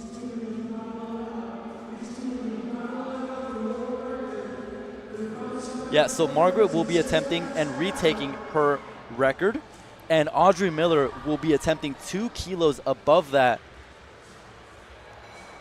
Multiple attempt changes. Looks like Audrey Miller might be going up first. Margaret changed her attempt again up to 246, and it looks like that will swap them again. Audrey Miller is up next with 245.5. Again, this is that chest battle that's going into play. I mean, both lifters don't want to pull first, but up next here, bar is loaded for Audrey Miller, 245 82.5 kilos on the bar. This is a record attempt, and she will pull herself into that podium, into first place. Ladies and gentlemen, this is the pull for first place. If she gets this, she will match Margaret's current total and beat her on body weight. Everyone is screaming for her right now. Gino is screaming right behind her. Let's go, Audrey. Come on, Audrey. Get it. Let's go. Oh, come on, finish it. Oh, and unfortunately, just a little bit too much on the day. She ends her day 8 for 9. You can't be mad about that. And she finishes off with a 560 kilogram total. She is your silver medalist in the 82.5. All right, and like we were talking about, that amazing sportsmanship, walking off, shaking all of the ref hands with a huge smile on her face still. All right, Margaret, she failed her second attempt on a soft lockout with 243.5. She will now be attempting 246. Everyone is just as loud for her right now. She's already in first place. She has the gold secured and is now looking to break the record. Can she get it up? Margaret Nikice is your national champion, ladies and gentlemen. What do the refs say about that? 3 white lights. It is an American record, and she is our 82.5 national champion. And she ends up with a 591.5 kilogram total for your 82.5 women's division, followed by Audrey Miller with 560 and Erica Enarusai with a 502.5 kilogram total. What an amazing session of lifting for the women's side. That was an incredible battle to witness right here. Really, like we were talking about this entire time, came down to that last pull for these ladies. All right, after we finished out those third attempt for women, we are right into deadlift openers for the men's division. Starting out with Braxton Large, 295 kilos for his opener.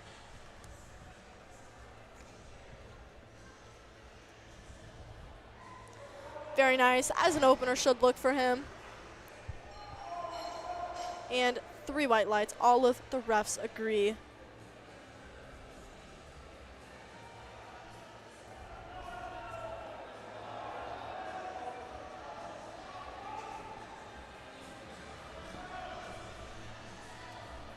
All right, Lorenzo Wright, 297.5 for his opener. You know, and like we were talking about, some of the biggest benchers, Braxton, who was closing us out on bench, is now opening us up on deadlifts.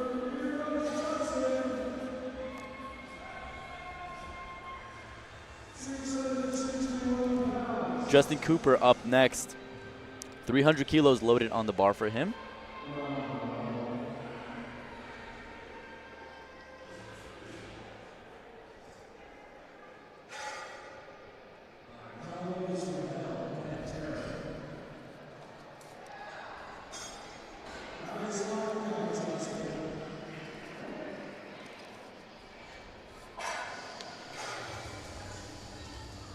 Tony Tran up next, kicking the bar up to 305 kilos, 671 pounds.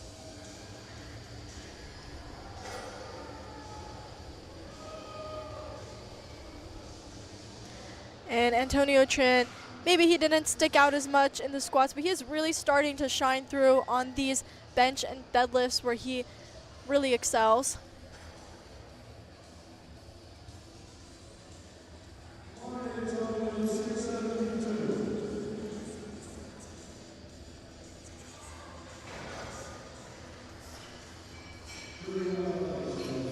Good lift for him.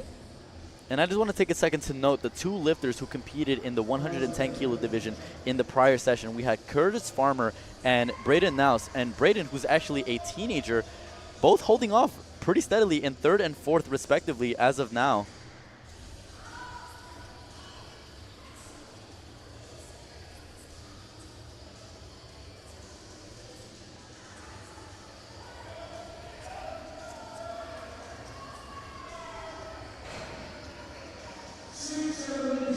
All right, and one thing to note about Philip, he does tend to take really big deadlift shots for his 3rd attempts, and he has only made 3 third attempt deadlifts. So hopefully he'll be able to break that streak today, or maybe we'll see him get a little in over his head, load something that might not be there. We'll see how that will all unfold tonight.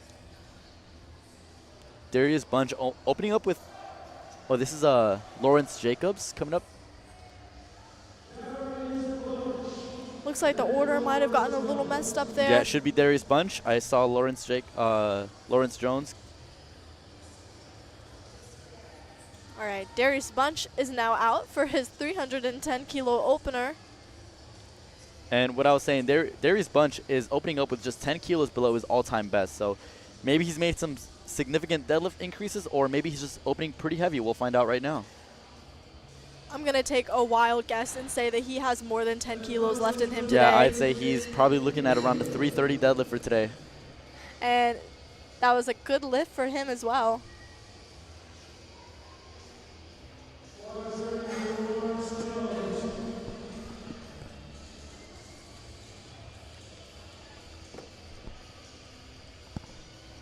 Lawrence Jones now is up next. 312.5 kilos loaded on the bar.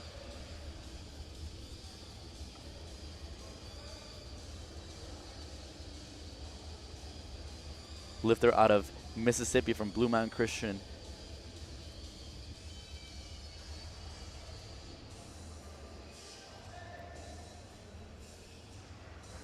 Oh.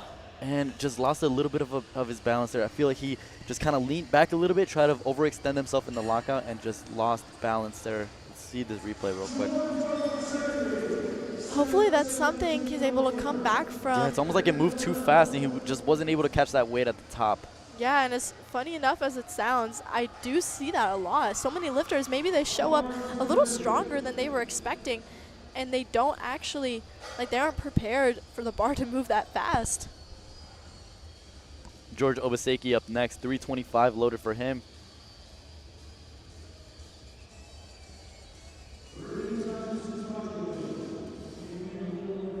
This is now over 700 pounds.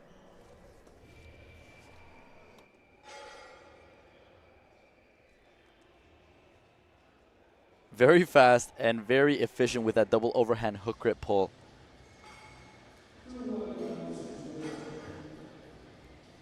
Up next in the, again, like I said, Khalil Zaki, look out for him for the deadlift. He's opening up with 335.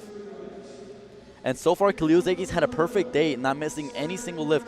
And he's really pushing Baxton Large, who is your current leader, to his limit. I mean, they're currently spread by only 30 kilos. But when you're thinking about these lifters lifting this big of amount of weight, I mean, that's about one attempt. You know, 6 for 6 so far, that really is how you set yourself up to have the best day possible.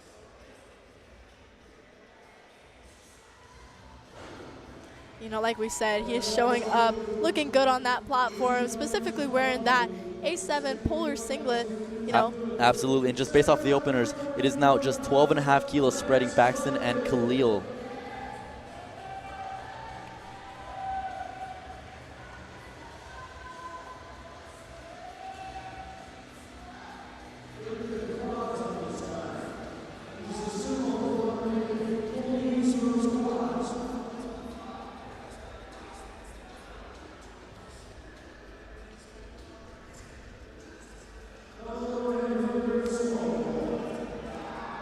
Lance is making light work of that opener.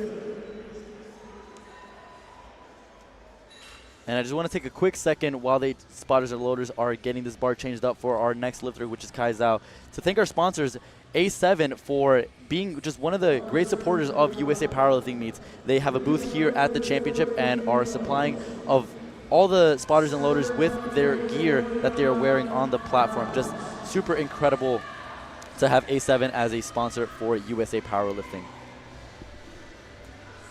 All right, we're getting to our final deadlift openers. Kai Zhao is opening with 340 kilos. And look at that stat right there, 800-pound deadlift at his second ever competition. He's capable of pulling over 365 kilos, so expect him to pull out something pretty big. You know, how insane is that to be able to casually, oh. Looks like he could have lost a little balance. Yeah, it looks like he's kind of limping off of the platform. I hope everything is okay.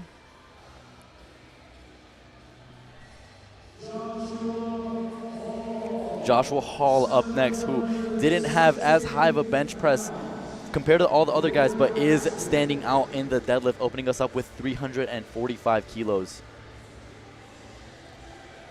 You know, what he maybe lacks in that, he really does make up in his pulls. Yeah, I mean, I think just when you think about the total, he's able to piece together a really good total, just taking into account how big of a deadlift he has in his arsenal.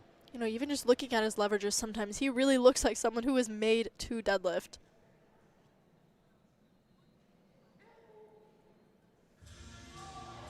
And it couldn't have moved any smoother than that. Joshua Hall is here. You could hear a pin drop when he was getting set Yeah, up I mean, for it was that just deadlift. so quiet in the hall.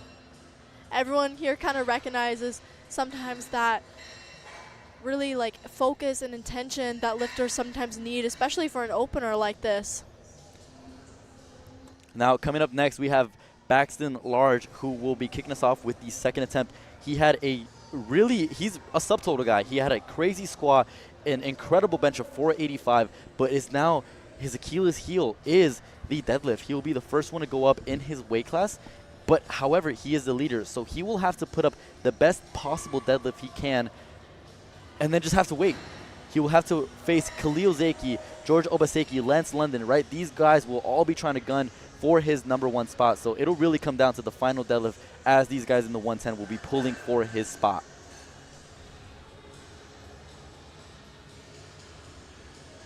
And we're getting some insider information. We're hearing a quote from Joshua Hall. He's saying, I decide on this. He will have the final say. And let's see that unfold here today as he looks to make history at USA Powerlifting Raw Nationals.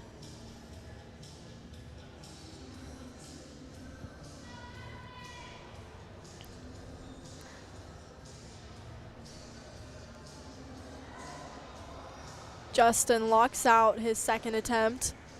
315 kilos is a good lift from the refs. Bit slow on that lockout, but still satisfies the requirements, gets those 3 whites, all he needs. And we're already starting to see some of those really big jumps that these guys are making. Even, you know, Lawrence Jones, he missed his first attempt, and we're seeing that he made that big jump up to the second one. And truly remarkable to see that up until this point, David Sampson is still your leader in the 100 kilogram weight class. After this second attempt deadlift, these guys will still be behind and will be needing to pull for the win for a guy that's not even competing in this session. That is just insane for me to think about. You know, think about the total PR that he had to hit. He didn't even qualify or to beat out these guys with his QT, and then he is just blowing all of them out of the water. Yeah, David Sampson came in with a nominated 845 and totaled 885 this evening. Or this morning, I should say, last session. Lawrence Jones up next. Had a bit of a balance issue on the opener, but still opted to go up 10 kilos. Hopefully that extra weight can help him settle himself at the lockout. All right, and like we've said before, he needs a deadlift to get a total, so hopefully he's figured that out, knows what he needs to change, and can lock out this deadlift and hold it at the top. That looked more like it. Bit of a hold there, but he got it up. Gets that down command. Yep, 3 white lights. Love to see it. Love to see it. You know, I wonder what's going through his head. Seems like he honestly hasn't been having one of his best days. Wonder if that kind of got to him on his deadlift opener, threw him off. Antonio is coming out with a 20 kilo jump up to his second attempt of 325 kilos.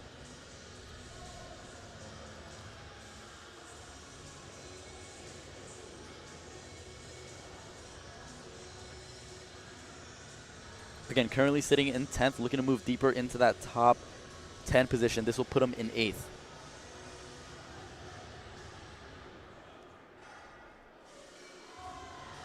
And a good lift there. 20 kilos added to his total just like that. And it looks like he is inching even closer to his first 500 dots. After that second deadlift, he is currently sitting at 490.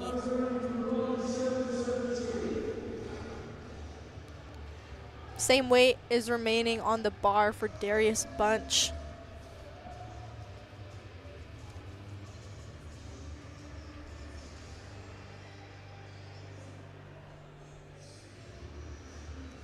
And after this lift, this will actually put him in front of Lorenzo Wright, putting him in second place for the time being. But after looking at this deadlift, unable to lock it out.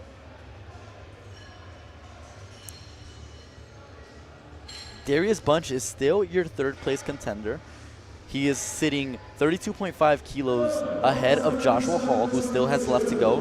But, I mean, he's now in a very tough spot, right? Is it I pull for the win? Am I pulling to beat Lorenzo Wright? Or am I just pulling to fend off Joshua Hall?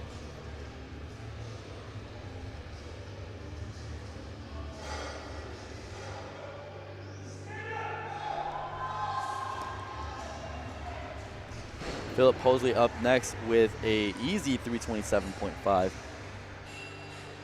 Right, and looking at the current rankings, Braxton Large is still holding off that first place current ranking in the 110 class, which, funny enough, he has that lightest deadlift and is able to hold that position.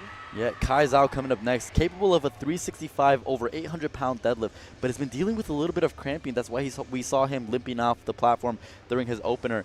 But hopefully he's able to recoup himself and hit this 340 for the second. This will put him in 5th place if successful. No, he was so close on that first attempt. He just needs to hold that lock out a little bit longer, get that down command. Bit of a hold at the top, but good lift. 3 white lights.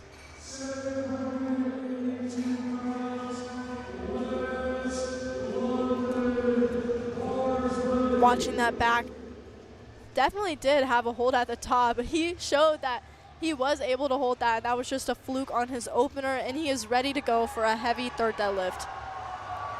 Lance London up next, looking to move himself into just outside of the top 5 with this pull.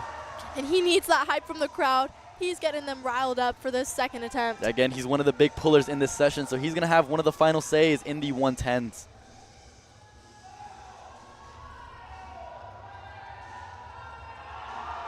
Oh my, and just loses balance. Hopefully he's okay. It appears that Lance London is okay and will be coming back for the third, but just look at how fast that second attempt moved, and just a little bit of that overextension at the lockout just causing him to lose balance as that weight shifted towards his heels. Something like that can go so wrong so quickly, so very grateful that he was able to walk off of that seemingly all right. George Obaseki up next, 30 kilos from opening to second deadlift. This will move him into 3rd place provisionally. He's really making himself known here and increasing himself in the standings.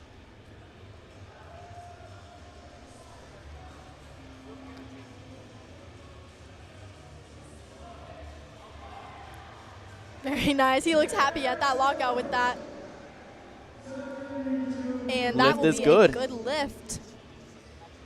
Even as we move down second attempts, Braxton is still holding off that first place. And I see we saw a comment earlier. We have some Khalil fans in the chat. Khalil going up to 365. This is over 800 pounds for a second attempt, ladies and gentlemen, taking a 30-kilo jump.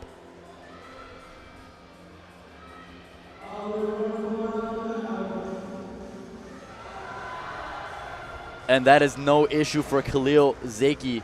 All right, and that was a good lift for him. He actually just overtook Braxton and now holds that first place. Braxton has moved into second, and George Obaseki is currently in 3rd. Also, just to point out that George Obaseki is one of the lightest, he is the lightest 110 there at only a 104 body weight. And he is in that 3rd place position as one of the lightest guys there. And it looks like Joshua Haas spoke it into reality. He will go last in the 100-kilo class, taking a just incredible 25-kilo jump from 345 to 370. also over 800 pounds. A very risky jump, might I say, but if he's used to it and if he's able to do it, then he could pull this off, move up in that placing. This will move him right into 4th. Yes, currently sitting in that 6th position. If he gets this, he will move into 4th, like Kevin said. All right, come on, Josh. And that looked easy for him. I'm willing to make my bet here, but he has another deadlift in him. He is going to pull for whatever he needs to get that win. He is here to win, Joshua Hall, ladies and gentlemen.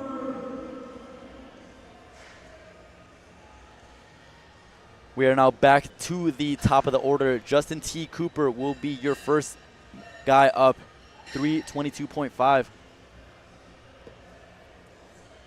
And for all these third deadlifts to be over 700 pounds is just insane to me.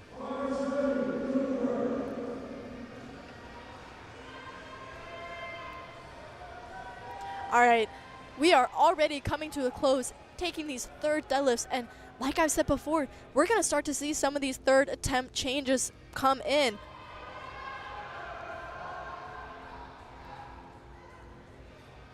And we'll see for Justin. That was a good lift for him. Now, Braxton, he is looking to pull from 2nd into 1st, and like we said, he's just trying to get the biggest total that he can right now to fend off these other guys, because he can't do anything after they pull. He just needs to get the biggest total that he can and then wait and watch what happens. So it appeared that Khalil Zaki had actually pulled into the win and is winning and is beating Braxton by body weight. So Braxton, with this lift, will pull back into the lead and will be sitting now at an 880 kilo total. And not only that, but he went 9 for 9. He had a perfect day. And honestly, as a subtotal guy, really, it is to your disadvantage to be the first one to go up, put up the highest total, and then just sit and wait for all these guys to try and come and beat you. But that is really best case scenario for him. 9 for 9 day, best total that he can put together, and now he's just gonna sit back there, bite his nails, and wait. I mean, he is the leader right now. He is in the win, and all these people are trying to pull to take his spot. I would much rather be in the winning position than to have to then pull into the win. Exactly. Now Darius, he missed this 2nd attempt and is out here trying it again. Yeah, unfortunately, will not be upping his attempt to try to beat David or Lorenzo Wright, but he will be taking 325 for the 3rd. Oh. He had a good go at it for his 2nd attempt, but probably just exhausted himself a little bit too much. He is still currently holding that 3rd position, but is forecasted to move down to 5th after some of these final third. I mean, he's just in a very vulnerable position here. He has Joshua Hall and Kai Zhao right in his tail. And keeping an eye on David Sampson's total from this morning. We're into 3rd deadlifts, and he is still holding that 1st place position in the 100 kilo class. That 885 total is holding strong, and he was not even in this primetime session. He might actually win without even being here. So now I got Lawrence Jones trying to increase his deadlift by just a 7.5 kilo jump. Come on. And he held it.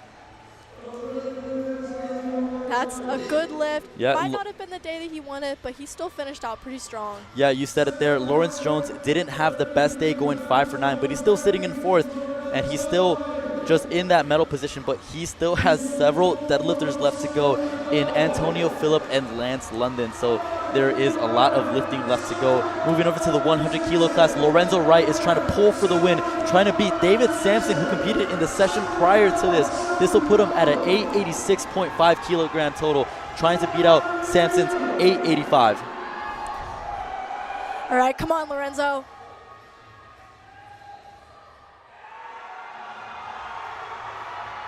And Lorenzo Wright. Did he lock it out? Let's see what the referees say. Is he your national champion? He is! That was a good lift. He got 1 red for potentially soft shoulders or knees, but that was a good lift. It couldn't have gotten any better than this. A pull for the win on the final deadlift, taking home an American record squat earlier in the day. really just missing that world record in the third, but Lorenzo Wright having a perfect day, if you will. Even just the fact that we had such a tight battle with someone who wasn't even here is insane.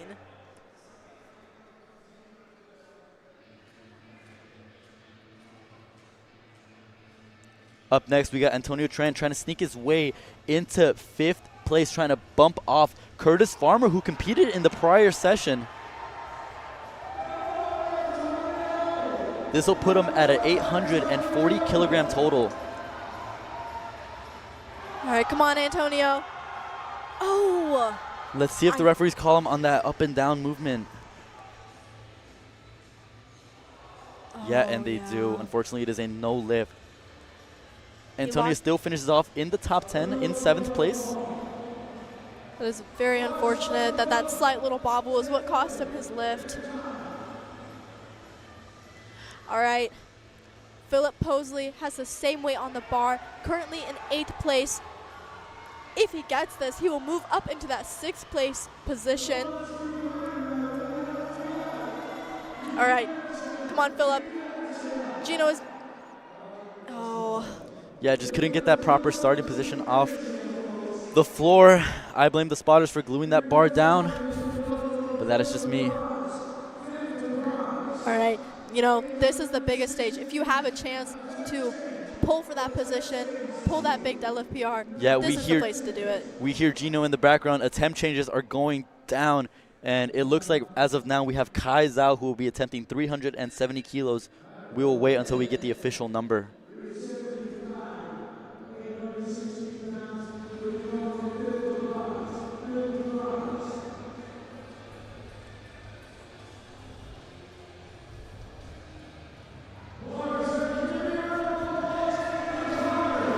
All right, it looks like Kai is coming out for that 370 kilo deadlift.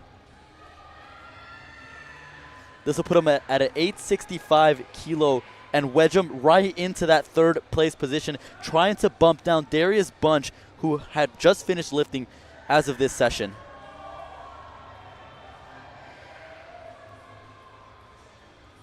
Kai Zhao looking to move from 5th to 3rd. All right, come on, Kai.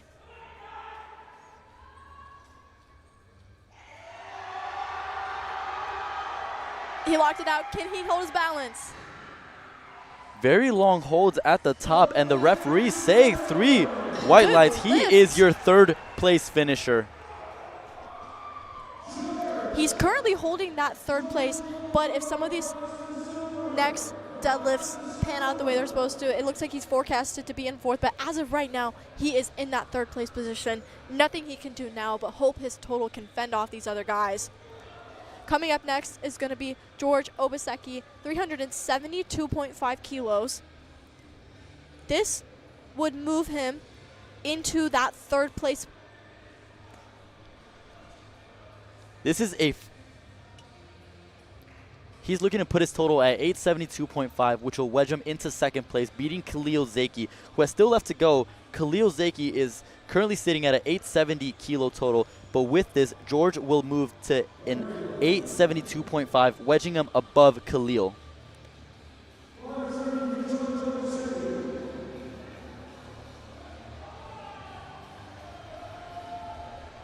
George already has his bronze medal secured, looking to just swap places with Khalil Zaki, but Khalil Zaki has still one more pull left.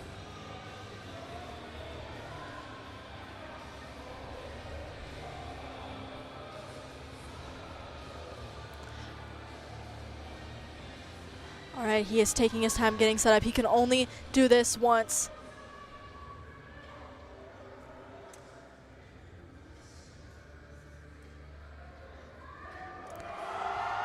Let's go, George. Can't lock it out. Lock it out. Come on. Oh, and unfortunately I don't think he got that down command. Waiting to... Yeah, unfortunately, 3 red lights, a no lift for George, but still a valiant effort, and he still ends up on the podium with the bronze medal.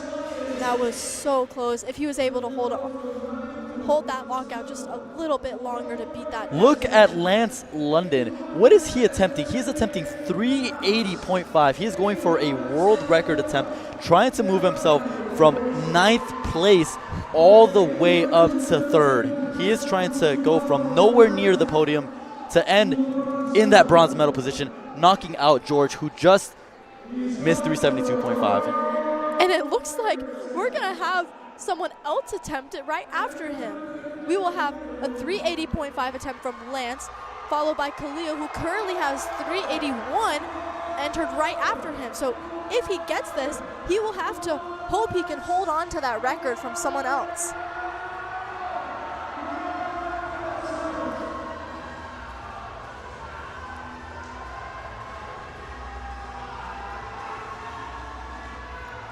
All right, Lance is getting set up. Can he pull for this record? And just fell forward a little bit. Those knees locked early, but still a valiant effort. I mean, it is a go for broke pull for here. I mean, Lance London really showed out tonight and let everybody know that he belongs on this stage. I mean, that just goes to show that he is a contender for the primetime spot. He is, yes. And, you know, even though he only ended up going 1 for 3 on deadlifts, that strength was still there. Just a couple things to clean up, and even just having that opportunity to pull the record, potentially pull yourself onto that bronze medal position. He will be back in that future. We got our second and final pull of the day for the 110 kilogram weight class. Khalil Zaki will be attempting 381, a world record attempt, 0.5 kilos above Lance London's attempt, looking to beat Braxton Large, who just went 9 for 9. Khalil Zaki is looking to go 9 for 9 himself. Is he your 110 champion? All right, he wants this record. And ladies and gentlemen, it looks like Khalil Zaki is your national champion.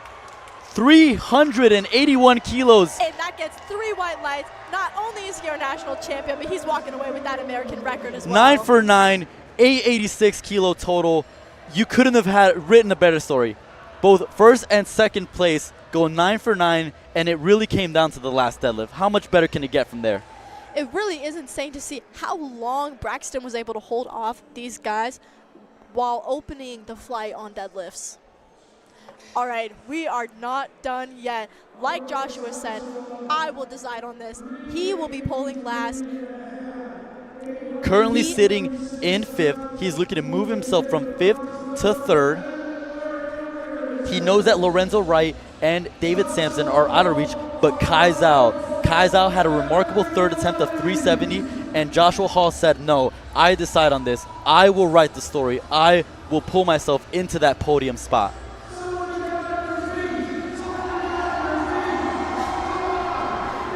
Everyone is standing up in the crowd for Joshua right now.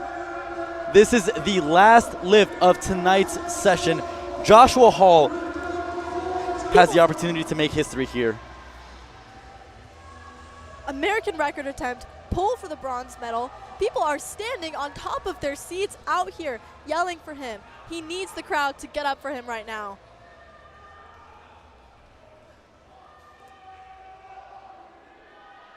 All right, come on, Joshua. And he looks like he gets it, like he said. Let's see what the referees say. That's a good lift. 3 white lights. He wrote the story. He said, I decide on this, and he is your bronze medalist.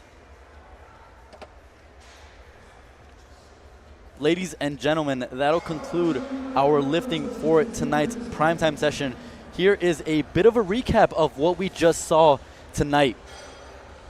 But here's a quick recap of Joshua, that final deadlift. I mean, it doesn't get any better than that, right? We saw it in the 110s, and we saw it in the 100s, right? A pull for podium, pull for the win, right? It's just the best part about powerlifting. Yeah, that's why we do primetime, right? This is what we want to see. All right, just to recap, the men's 100 kilo division, Lorenzo Wright ends up being your champion with an 886.5 kilo total. David Sampson, who competed in the second session earlier this afternoon, totaled 885 after having a remarkable performance and making himself stay on the map this entire way and being the person to chase. Joshua Hall rounds out that podium with 868.5, followed by Kai Zhao and Darius Bunch to round out that medal position.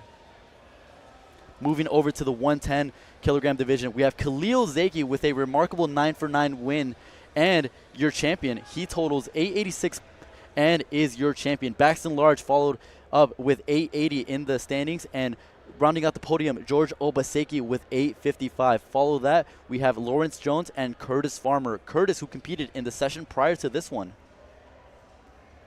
All right, and then for the women's 75 kilo class, Christina had a remarkable day, secured that first place with just her second attempt deadlift. She had a 485 total, followed by Alyssa with that 480 total, and then Angel with that 477.5. We had Mary Happ with the 470 total, who tied with Madison Greer for 5th place, who was competing earlier today in that morning session. And then for the 82.5 class, we had a very tight battle that came down to that last deadlift with Margaret. She ended up placing first with 591.5 kilo total. Audrey Miller in that second place with a 560 total, followed by Erica with that 502.5 total. We also had Almany competing today, and she finished in that 5th place with Estella from earlier today in that 495 total.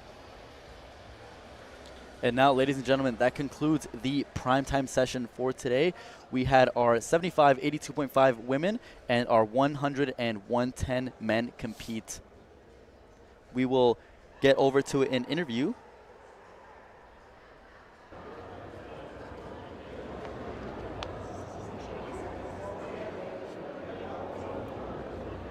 All right, Khalil, you just won. Thank you. It wasn't easy, but, I got out here. Well, that third pull, you made it look easy. Oh, thanks. I train hard, so, I train just get it going. So not only that, if I understand correctly, you probably have won your pro card. Yes, I won my pro card. The bare minimum I wanted here was to get the pro card. So, the cards were just in the right places. I stuck with my plan, and not only did I get the pro card, which is top 3, I got number 1 with the national record. So that was everything I wanted right there. Locked in. So now, in addition, you will receive an invite to Worlds at Korea. Are you planning on going? Oh, absolutely. Yeah, that was the plan. Be part of the first, world team, Yes. USAPL, right? Exactly. And there's only one first, as you know. Yeah, absolutely. I came here to get that cash prize, so Get that cash prize, and now you're going to Korea in December. Yep, IDFPA first World Championship. Congratulations, man. Man, thank you so much. I'm really looking forward to it. But I just want to say one more thing. So I've been doing this for 10 years. My first national championship was 2016. I got 50th.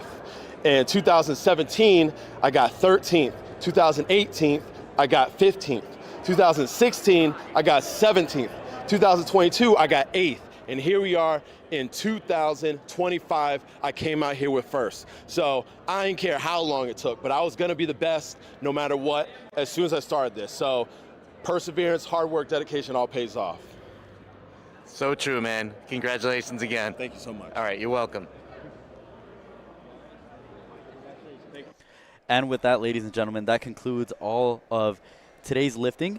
We had a truly just remarkable session of lifting. I mean, I'm at a loss for words, right? We saw pulls for the win, world record attempts, American record attempts. We saw some people bombing out, right? Some unexpected occurrences here. So, I mean, it's just a everything that we can see in powerlifting, we saw, right? We saw pulls for the win. We saw attempt changes. We just saw everything that can happen, and we experienced here at the highest level of powerlifting. I mean, Katie, talk to me a little bit more about what were some of your favorite parts about today's session? I mean, I think a lot of people could say that watching Audrey try and outpull for that first place was definitely a highlight. It got so close. We were both standing up on our feet back here, cheering her on. Us getting so into it right here is definitely, we both love this so much. Yeah. Yes. Some of the other things, like, Kevin talked about, there's definitely some bomb outs, especially in that women's class. Rachel, it's very shocking to look at. Like, she would have been a very top contender for that first place had she been able to just get that squat a little bit lower. So really goes to show that, like, you never really know what's going to happen. Someone who is seated first could have a little mishap, and then everything could be completely changed. Absolutely. And then more than anything, I'm just really happy that we got the opportunity to commentate this session. I think just hearing the electricity, the announcing from Gino, from the crowd, just being able to hear the crowd go wild and get on their feet for these lifters, it just really is the beautiful energy that powerlifting brings, and how we can all collectively make this sport truly the beautiful sport that it is. I was really excited to commentate with you, Katie. And I think we are just looking forward to just recapping this entire session and just being able to kind of look back and seeing the pulse for ourselves, right? Just not sitting in the commentator's booth, but being able to kind of enjoy a little bit more about what we just saw today. So we will be following this program with the announcements, not the announcements, but the medal ceremony. The medal ceremony will follow right after this. And yeah, we were super excited to commentate, be your commentators. My name is Kevin Serrano. And my name is Katie DeGuider. And be sure to check out our incredible sponsors, A7, Pioneer. We had Basement Barbell provide us with a lot of the lanyards. We had Sour Strips and Element Nutrition provide us with a lot of the rehydration materials and the fuel needed for our athletes. I mean, a lot of us here are eating Sour Strips. I mean, I have for commentary. And yeah, just TSS for being able to provide us with the warm-up equipment and everything provided for us on the platform. Yeah. Above everything else, we'd like to thank Barbell Productions for being able to put together this incredible live stream and the incredible media team they brought together with us, and we couldn't have done it without them. Yeah, I've had such a good time commentating. This is my first time commentating on a primetime session, so this was definitely a very high energy session to be able to do it for. I was not lying when I say we pull back these curtains and I saw people standing on top of their chairs for Joshua Hall's last lift. So being able to be a part of that is really incredible for me. Yeah, we thank you all for joining us tonight, and we will kick it over to awards. Thank you all so much for joining.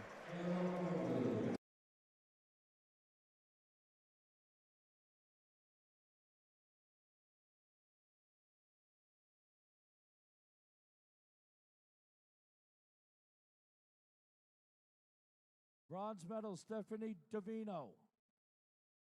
Stephanie.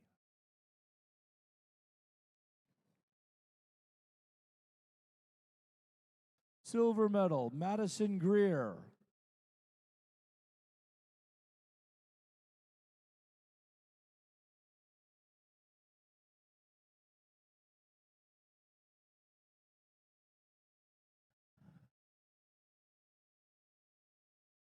And in first place, Angel Huang.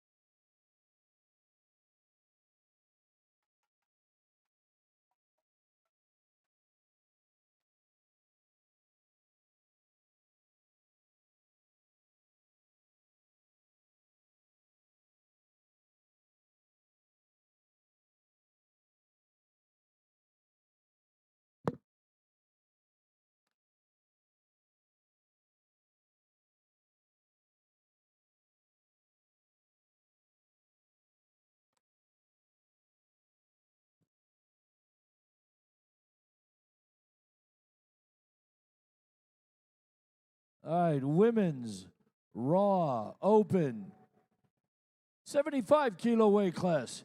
In fifth place, Mary Happ. Mary Happ, fifth place.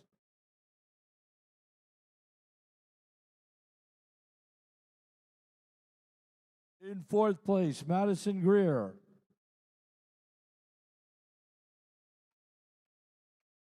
Bronze medal, Angel Huang.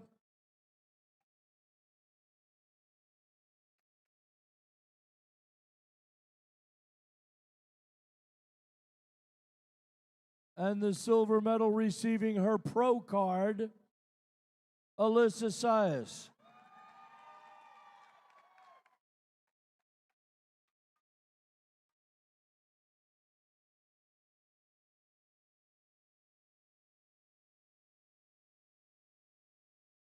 And in first place, receiving her pro card and $1,000 from USA Powerlifting, Christina Chrissy Liniger.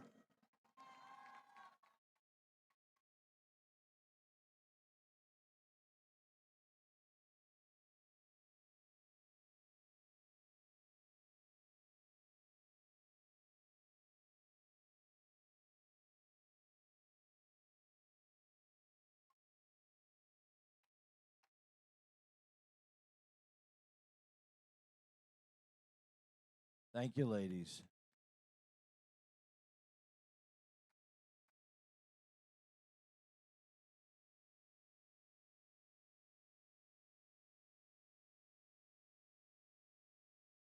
Women's Raw Open, 82.5 kilo weight class. In fifth place, Almani Ellis.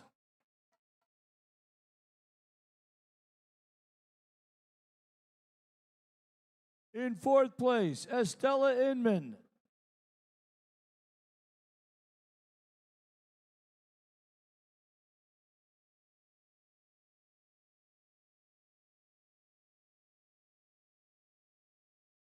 Bronze medal, receiving her pro card, Erica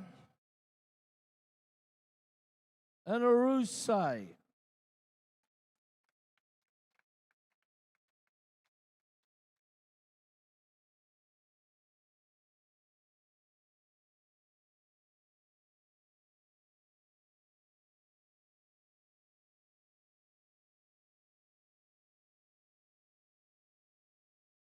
Silver medal receiving her pro card, Audrey Miller.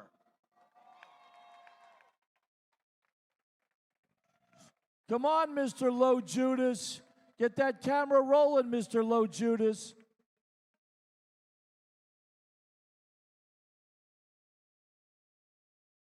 And in first place, receiving her pro card and a check for $1,000 from USA Powerlifting, Margaret Nicase.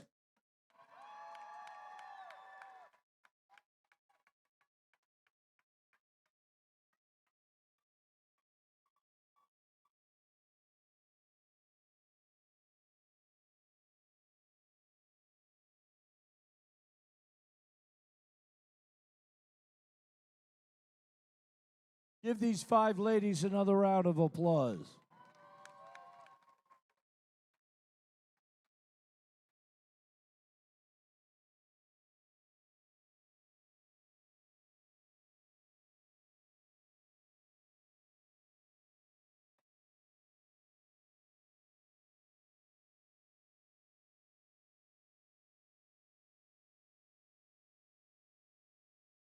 Men's Raw Open, 100 kilo weight class.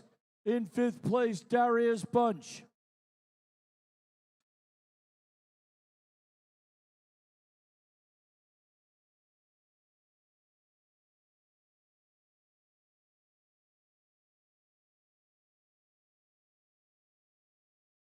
In fourth place, Kai Zhao.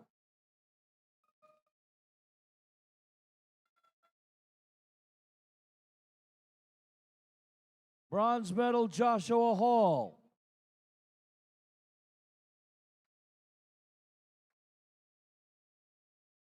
Joshua also receives his pro card.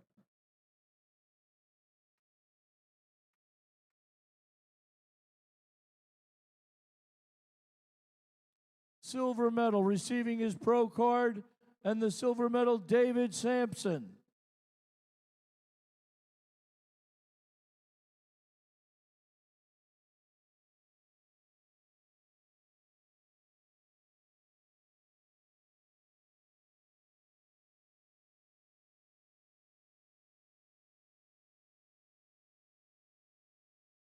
And in first place, receiving his pro card and a check from USA Powerlifting for $1,000 from South Carolina, Lorenzo Wright.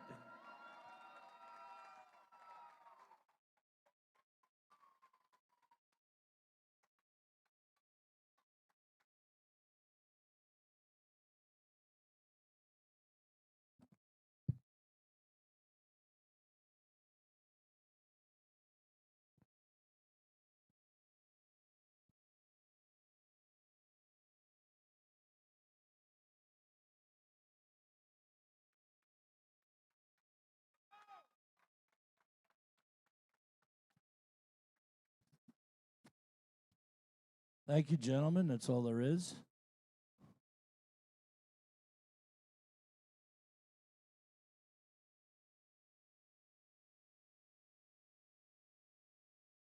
Men's Raw Open 110 kilo weight class. 5th place, Curtis Farmer.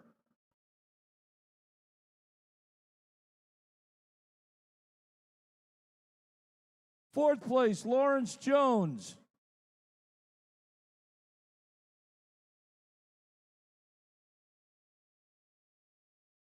Bronze medal, receiving his pro card, George Obaseki.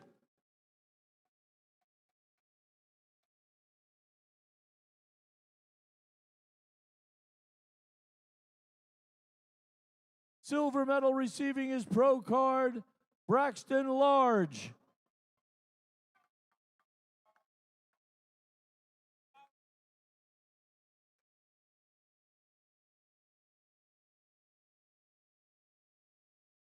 And in first place, receiving his pro card and a check for $1,000 from USA Powerlifting, Khalil Zaki.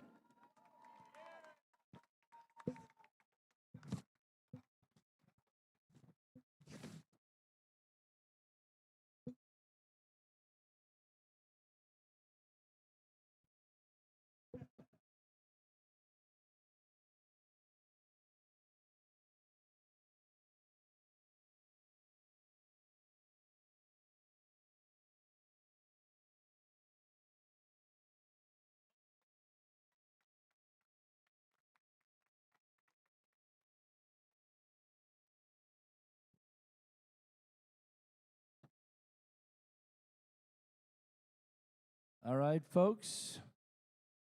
If you make your way towards the door, there's a banner out in the hallway to take photos with your lifter, but we have to clear the room and set it up for tomorrow's competition. Thank you.